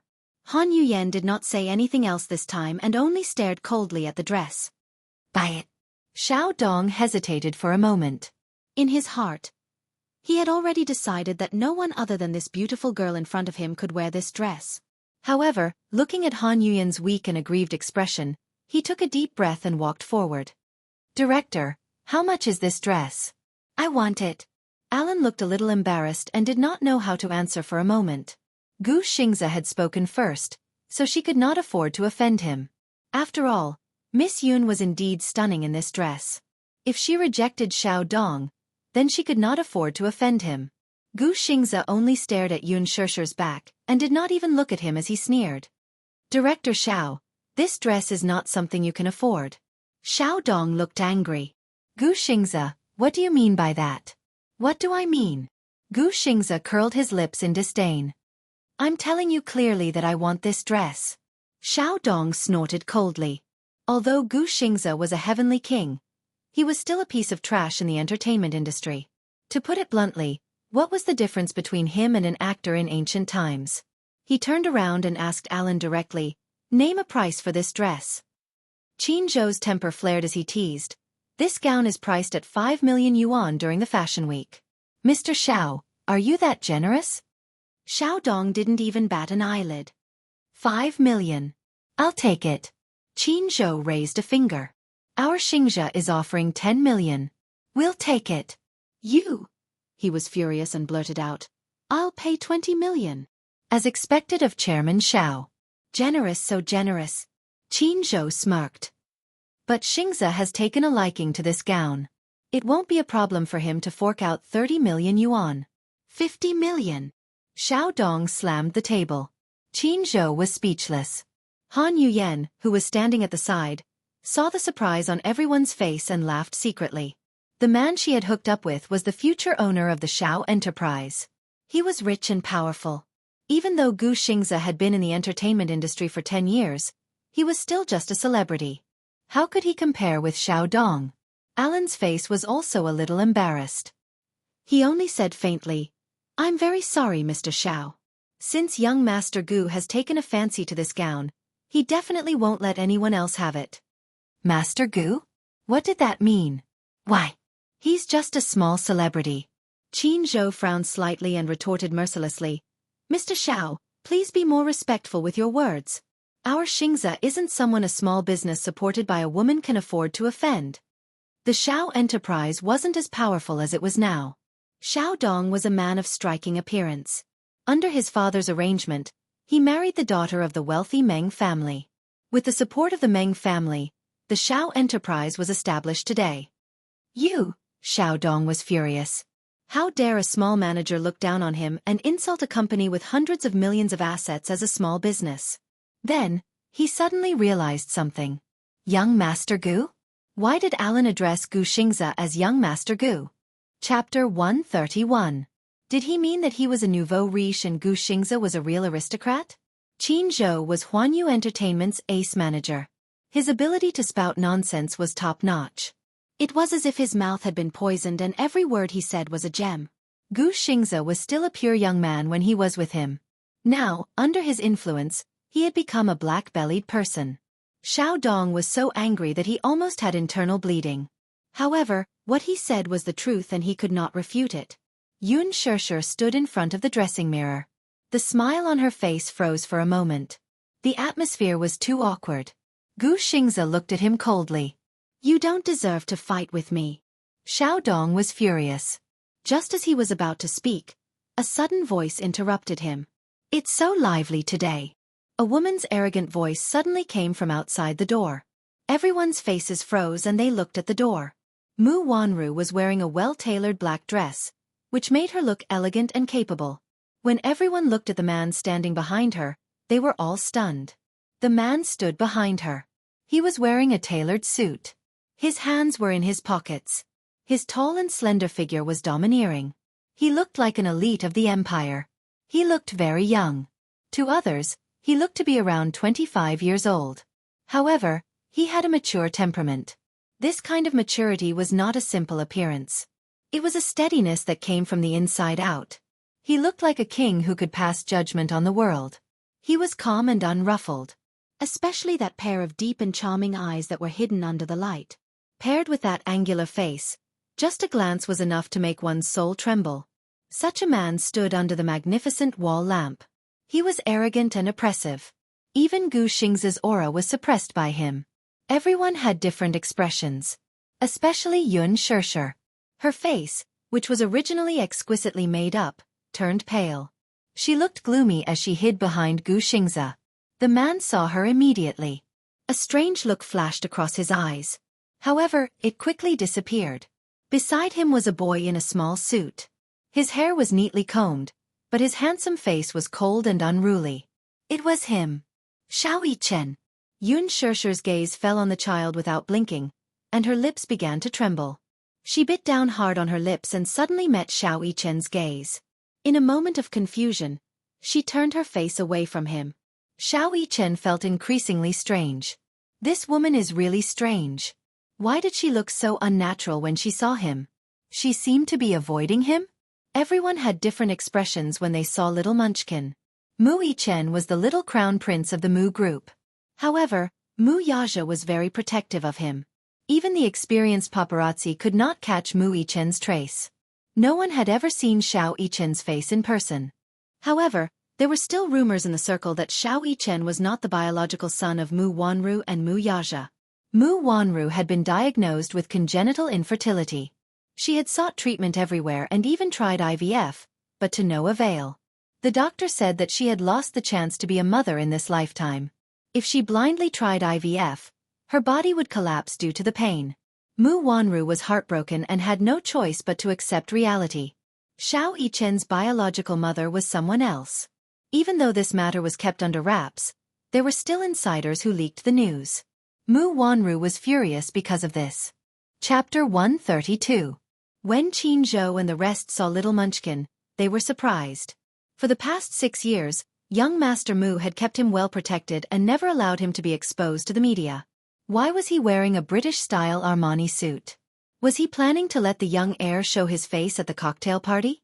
What surprised Qin Zhou even more was that, at first glance, he found the boy's facial features to be very familiar, as if he had seen them somewhere before. Qin Zhou snapped out of his daze and turned to look at Xianxia in surprise. However, she lowered her head and bit her lip. She looked very helpless. Her brows were tightly knitted and she hid herself behind Gu Xingzi. Her left hand hugged her right arm in a defensive posture. If one were to look at her and Xianxia separately, it would be difficult to make the connection. However, now that the two of them were facing each other, it was easy to make a comparison. If Mu Wanru wasn't Xianxia's biological mother, Qin Zhou might have doubted it. However, now that Xianxia was standing in front of him, it was a stark contrast. Although blood ties were mysterious, they couldn't fool anyone. Heredity was an even more mysterious thing. When Xianxia and Mu Wanru stood together, they didn't look like mother and son. However, when he stood together with Xianxia, they looked like biological children. Qin Zhou's eyes darted back and forth between Xianxia and little Yichen. His gaze was somewhat secretive. Gu Xingzi sensed Qin Zhou's scrutinizing gaze on Xianxia and Xianxia. He shot him a warning look. Qin Zhou obviously received his warning signal and pursed his lips. He didn't know, but Gu Xingzi couldn't calm down for a long time. Like everyone else, he had never seen the young master of the Mu family. This was the first time they were meeting. Unlike everyone else, he had seen the child beside Xianxia. He looked very similar to the young master of the Mu family. It was as if they were cast from the same mold. No one would believe that they weren't biological brothers. He was more shocked and confused than anyone else. The situation suddenly froze. The atmosphere was so quiet that it was as if it had been frozen. Alan was the first to react. He greeted the man respectfully. Chairman Mu. Chairman Mu. Xiaodong also came back to his senses. He restrained his anger and greeted Mu Yaja respectfully. Chairman Mu, how have you been? Unlike his earlier arrogance toward Gu Xingzi, Xiaodong's attitude took a 360-degree turn this time. His bearing was dignified and his face was respectful. Although Gu Xingzi was famous, He was a celebrity. Wuxia was. The Mu's consortium was a big business. Even a small subsidiary company was far more powerful than the Xiaos. He could ignore Xianxia. Wuxia, however, could not. Han Yuyan had never seen Wuxia before. The air of the Mu group had always been mysterious and unpredictable. News about the Mu family had always been groundless. However, she also knew how to act according to the situation. Seeing that even the arrogant Xiao Dong was respectful to this man, she immediately put on an elegant demeanor. She put on a perfect smile and looked at Wuxia charmingly. Xiao Dong saw that Wuxia did not respond. He took a step forward and extended his right hand. "Chairman Mu, do you still remember me? Chairman Mu." Could it be the rumored most mysterious wealthy family in the capital? The Mu family? Han Yuyan listened on the side and cursed in her heart. Who else could make the arrogant Xiao Dong put on a humble front to please a noble and respectfully address him as young Master Mu, except for the Mu family in the capital? Wuxia nodded and looked at him. Compared to Xiao Dong's flattering face, he still had a cold expression on his face. "You are." Xiao Dong's face froze. A nervous smile appeared on his face. "Chairman Mu, have you forgotten? We met during the acquisition of Meng's enterprise." "I've forgotten." Wuxia clearly did not have the patience to listen to his explanation as he brushed past him. Xiao Dong did not have time to withdraw his hand and Han Yuyan was still smiling elegantly. The scene was extremely awkward. Qin Zhou could not help but snort. He muttered, "You think too highly of yourself. You're just a nouveau riche. How dare you try to climb up the social ladder of a wealthy family?" His voice was very low, as if he was talking to himself, but he deliberately said it for Xiao Dong to hear. Xiao Dong's face turned green, and Han Yuyan's face was not any better. She was so embarrassed that her face turned red. Xiao Dong had put on an extremely respectful attitude, but he had been completely ignored. Xiao Dong was also very angry. What an arrogant man. Wuxia walked to Xianxia. There was a flaw in his cold expression. Two men. One was mature and arrogant. The other was gentle. One was extremely handsome. The other was elegant and handsome. However, Wuxia was taller than Xianxia. Therefore, it was inevitable that he looked down on him. In comparison, Xianxia's aura was slightly weaker. Wuxia's lips curled into a contemptuous and arrogant smile. The nonchalant smile on his face did not reach his eyes. "So beautiful." He turned to look at Xianxia, who was behind Xianxia. She was dressed to the nines. His eyes were filled with surprise. He had seen this woman before. Her beauty was like a lotus flower in clear water. Her temperament was elegant and otherworldly. However now, she looked noble and elegant in the gorgeous gown. The red and coquettish gown accentuated her graceful figure. The long gown was like a blooming rose. It was sexy and charming. At this moment, she looked like a beautiful aristocrat. Wuxia's lips curled into a smile as he added, "This gown." Whether a gown was beautiful or not depended on the person wearing it. However, Xianxia was a little afraid of this powerful man. She could not help but take a few steps back toward Xianxia. Her small, jade-like hand could not help but grip the corner of Xianxia's shirt. Wuxia noticed this small movement. This proud and arrogant man was slightly displeased at this moment. Xianxia stood aside and blinked. He felt that this woman was a little strange.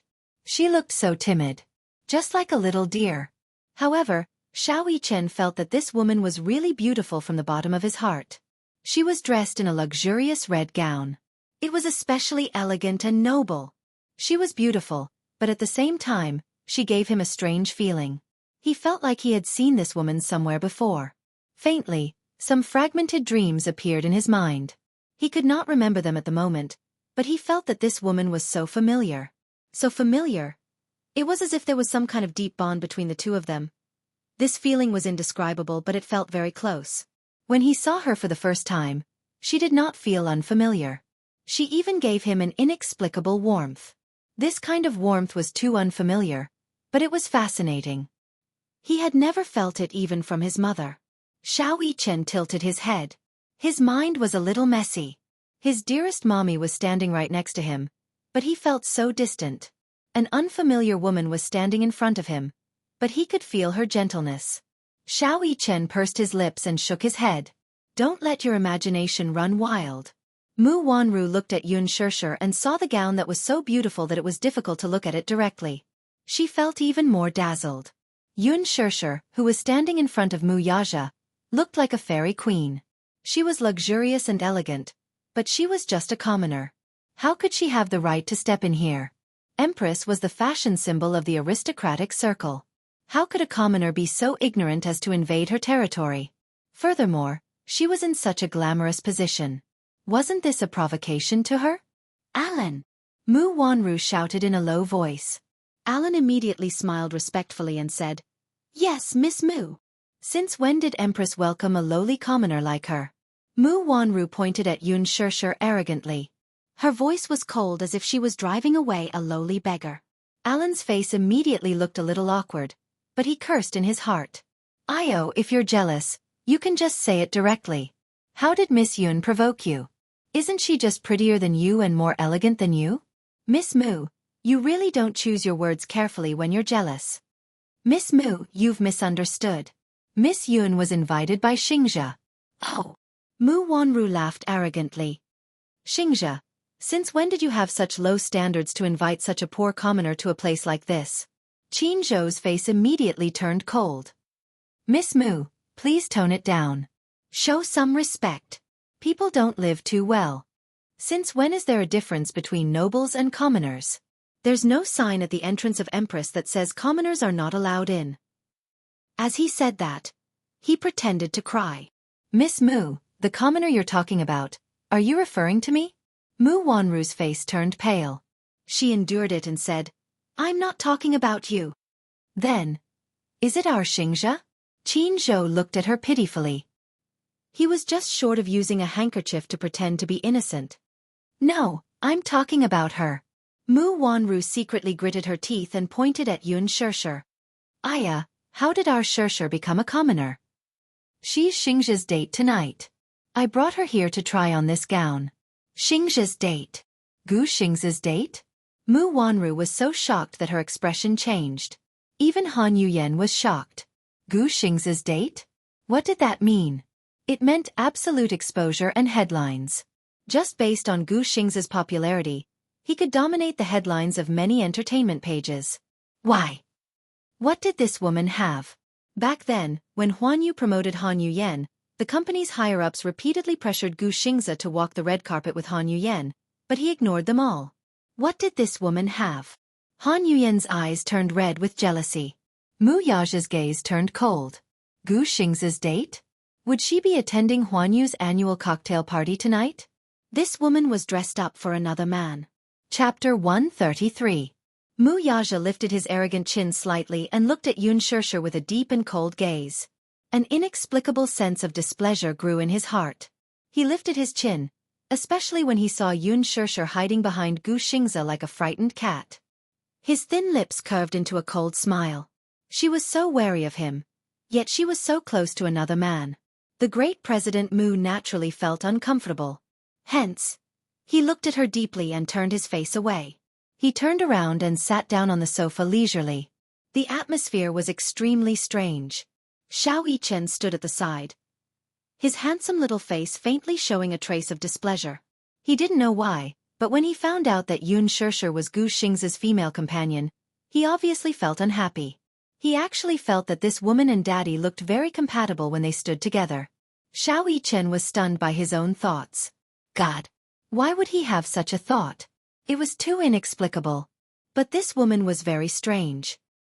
He felt an inexplicable sense of closeness to her. Why? The little munchkin was a little confused. They were indeed father and son.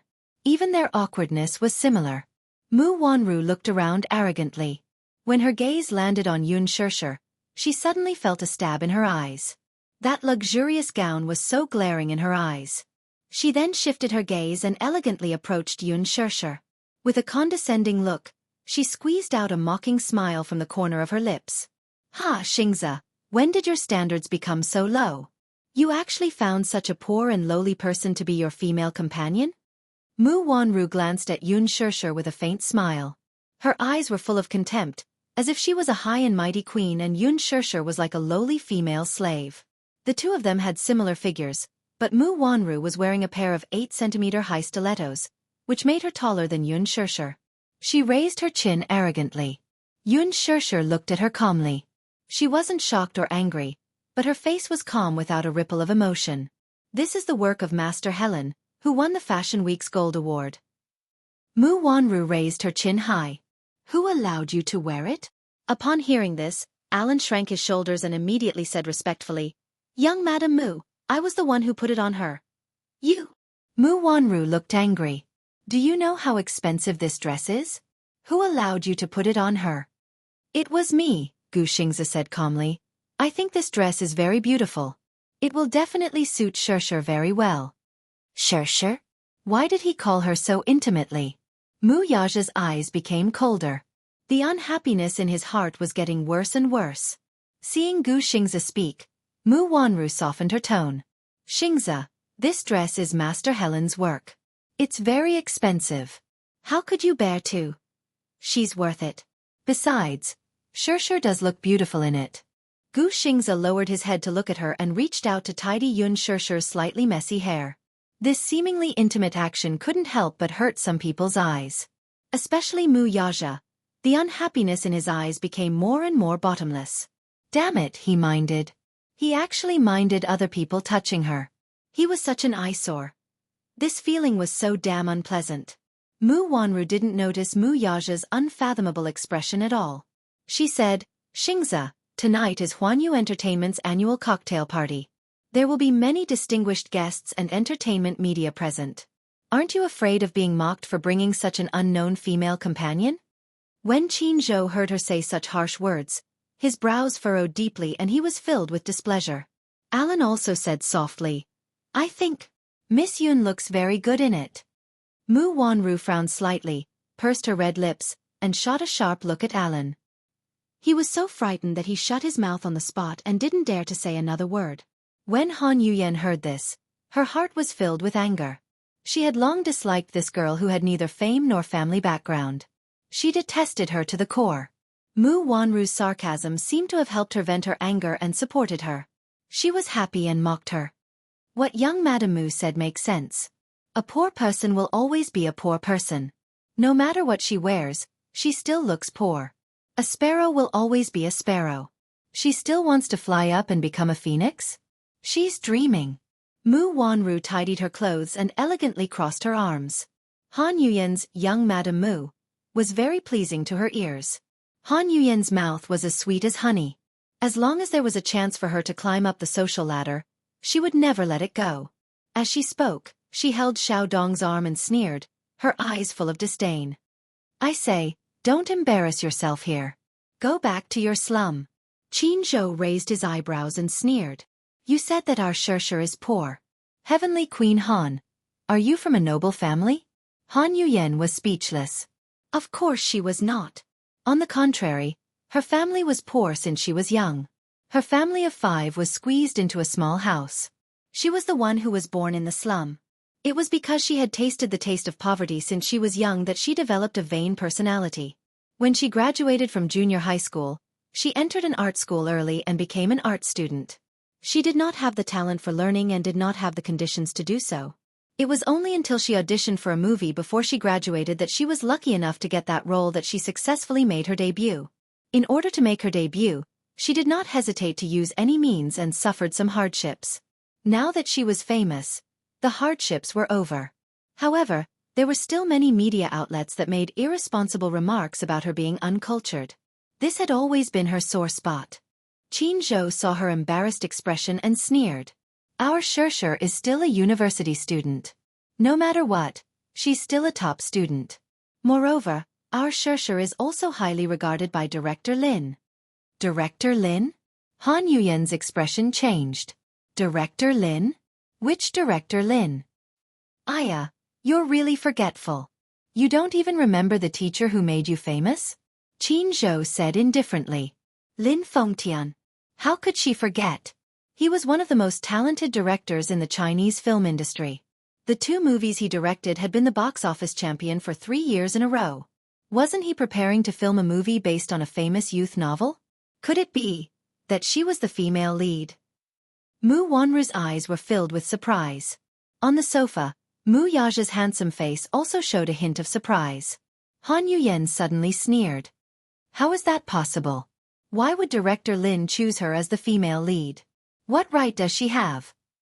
She was able to get the role of the female lead in Bamboo Dragonfly because she hooked up with the biggest investor of the movie. Because of this, Lin Fengtian was very dissatisfied with her and did not treat her well. What right did Xianxia have? Could it be that she also used the unspoken rules? What right does she have? When Gu Xingze heard this, he smiled. As if there was no one around, he stretched out his arm and pulled Xianxia to his side. His gaze was full of tenderness as he looked at her. Although some people come from ordinary backgrounds, their aura is elegant and refined. Although Xianxia is not famous, she is the most beautiful girl I have ever seen. Mu Wanru looked at Gu Xingze and suddenly understood. Gu Xingze wanted to use his popularity to get more media exposure for Xianxia. He wanted to pave the way for her. It was obvious that Gu Xingze was very satisfied with this female lead that Lin Fengtian had chosen. Otherwise, given Gu Xingze's proud and aloof character, he would not have used his high popularity to promote her. This Xianxia, what did she do? Why was she always favored by the heavens? I don't care who chose her. She is not welcome here. Mu Wanru's eyes were full of viciousness. Her voice was distorted because of jealousy. Take it off and get out. When Xianxia heard this, her face showed a trace of embarrassment. How could this woman humiliate her like this? It was too much. She smiled and asked, why should I? Would she take it off just because she asked her to? She, Xianxia, was not someone who would be bullied. Mu Wanru laughed arrogantly, as if she had heard the funniest joke in the world. You are asking me why? When Alan heard this, he couldn't help but remind her, Miss Yun, I am very sorry. Empress is a business that the Mu Corporation has invested in. Xianxia's eyes widened in shock. No wonder Mu Wanru was so arrogant. She was the female owner of Empress. Gu Xingze smiled and said, I will buy this gown. Mu Wanru sneered. Not for sale. 100 million, Gu Xingze said without batting an eyelid. As soon as he finished speaking, even Qin Zhou, who was standing beside him, was shocked. Oh my God! Xingze! Was he crazy? 100 million, what kind of concept was that? Even if he liked Xianxia very much, it was only 100 million for a gown. Was it worth it? Xianxia was deeply touched. She knew in her heart that this gown was not worth 100 million. Gu Xingze was only protecting her. If she really took off the gown and was chased out, that would be the greatest humiliation to her. And Gu Xingze was only using 100 million to protect her dignity. Was it worth it? Gu Xingze. Why was he so gentle with her? So careful and protective? Xingze, are you crazy? Han Yuyen could not stand it anymore and said, this gown is not worth 100 million. I like it, he said calmly and concisely. He did not care about Han Yuyen's unwillingness at all. 100 million, I will buy it. Gu Xingze looked at Mu Wanru calmly and announced. You! Mu Wanru was furious and looked at him in disbelief.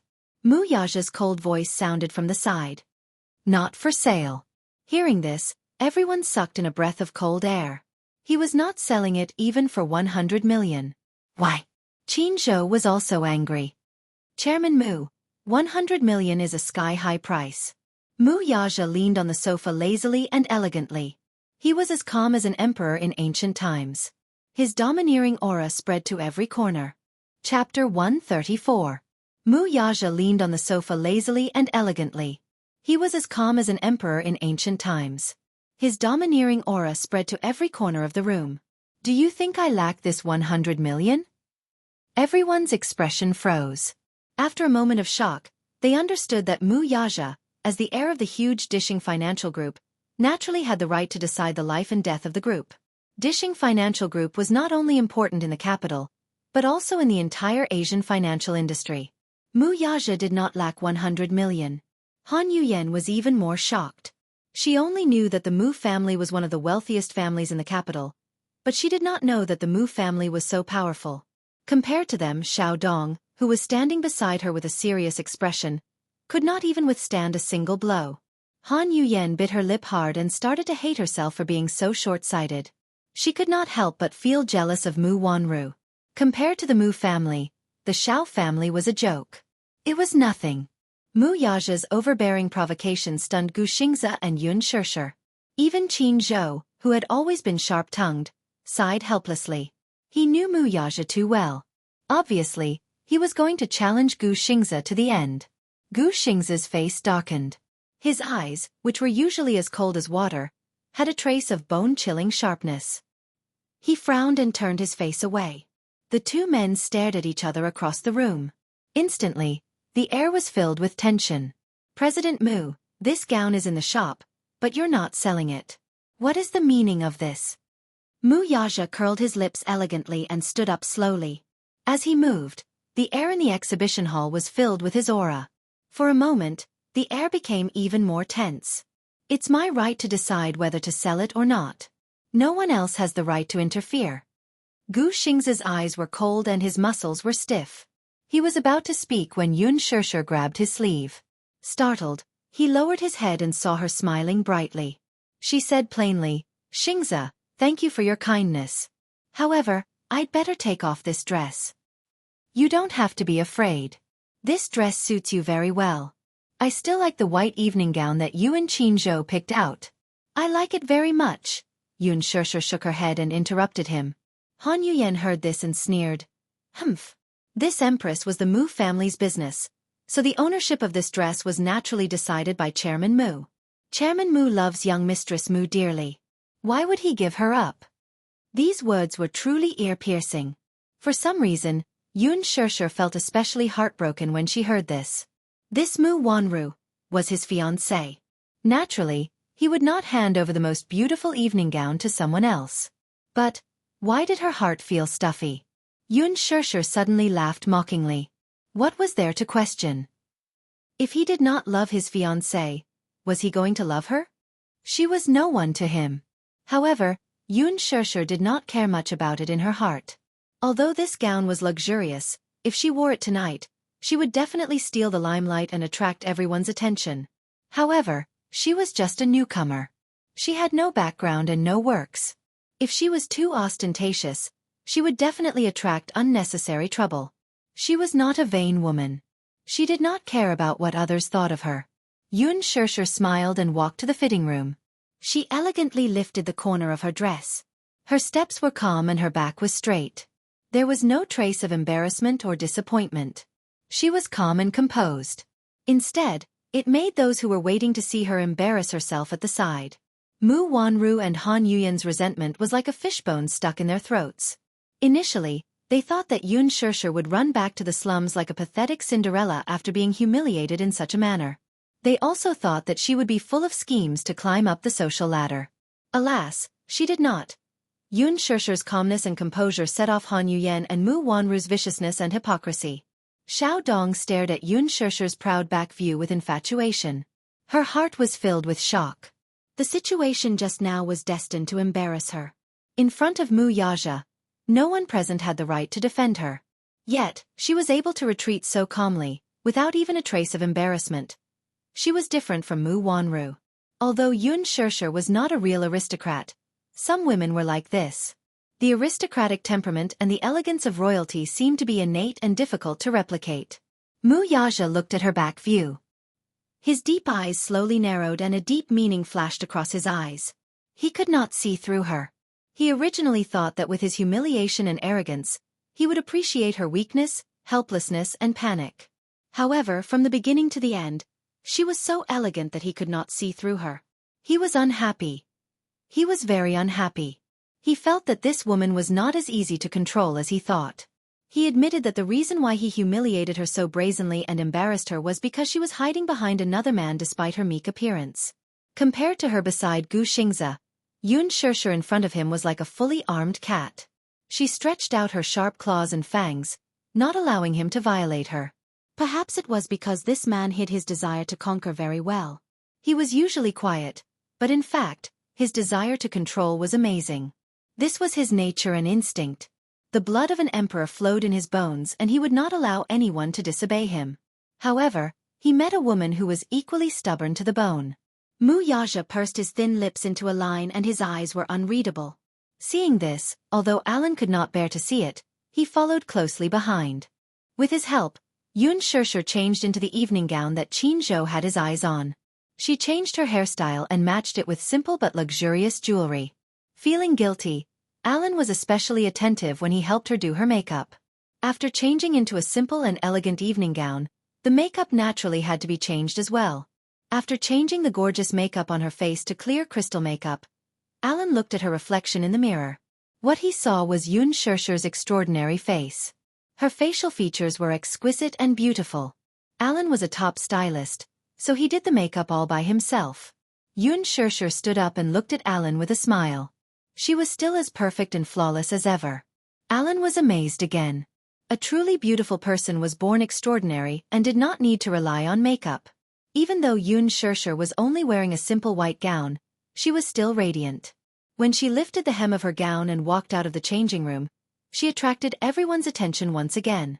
Xianxia was even more amazed than before. Xianxia, who was sitting in Wuxia's arms, was even more amazed. Xianxia, who was beside them, was stunned. Han Yuyan, who was beside them, was jealous and amazed. This girl made people jealous. Her beauty and temperament were blessed by the heavens. Why was she so blessed by the heavens? Mu Wanru's expression was even more complicated. Her eyes were filled with viciousness. Xianxia walked towards Xianxia and Xianxia and smiled. What do you think? Great. Beautiful. Too beautiful. Sure, you look good in anything. You're a natural clothes hanger. As he spoke, Xianxia looked at Han Yuyan meaningfully. He didn't forget to add, unlike some people, no matter how beautiful the clothes are, they're nothing but a foil to her. You can't compare people to people. His words made Han Yuyan's face turn white. However, she did not say anything in response to Xianxia's sarcasm. Although Xianxia was a manager, he was the trump card of Huanyu Entertainment. He had countless resources and a strong background. She could not afford to offend him. Xianxia also said, Xianxia, you have good taste. This dress is beautiful. Sure looks good in anything. Xianxia was mesmerized. Xianxia smiled. You're flattering me. Manager Qin, you have good taste. You have such a sweet mouth. I feel good hearing it. Xianxia looked at her. The haze in his heart was instantly swept away. He turned to Alan and said, I'll take this dress. Put it on my tab. Alan nodded and carefully observed Wuxia's expression. He did not know why, but it seemed that Chairman Mu was paying special attention to this newcomer. He saw that Wuxia's eyes were lowered and he did not even look at her. It was as if he did not care about her at all. Alan pursed his lips. Did he misunderstand? He felt that Chairman Mu was paying special attention to her. Now, he was showing his cold face again. A man's heart was like a needle at the bottom of the ocean. Especially for a man as mysterious as Wuxia. No one could guess what he was thinking. He did not even look at Xianxia and Xianxia until they left. Mu Wanru immediately asked Alan to bring the dress that Xianxia had changed out of. She happily walked into the fitting room and could not wait to put it on for her. She did not like this dress at first. Compared to the rose red, she preferred the elegant purple. However, Xianxia looked so stunning in this dress that it attracted his attention. She was naturally unwilling to accept it. Why could she be so dazzling? She had to prove that she would look just as radiant when she wore this dress. She was eager to prove it to everyone. There was no time to delay. Not long after, she pretended to walk out in the dress. She thought that this dress would be even more stunning on her. However, when she walked out with her chin held high and waited for everyone's praise, everyone's eyes dimmed when they looked at her. Even Han Yuyan almost laughed out loud. It was too tacky. This elegant evening gown actually looked a little gaudy on her. Whether the dress was beautiful or not depended on the person wearing it. If the person was ordinary, they would not be able to wear such a luxurious dress. When Xianxia wore it, she was the dress. When Mu Wanru wore it, she became the dress foil. For a moment, the atmosphere was silent. There was an awkward silence. Han Yuyan knew how to judge the situation. she quickly smiled and praised, "Young Mistress Mu, you look so beautiful in this dress."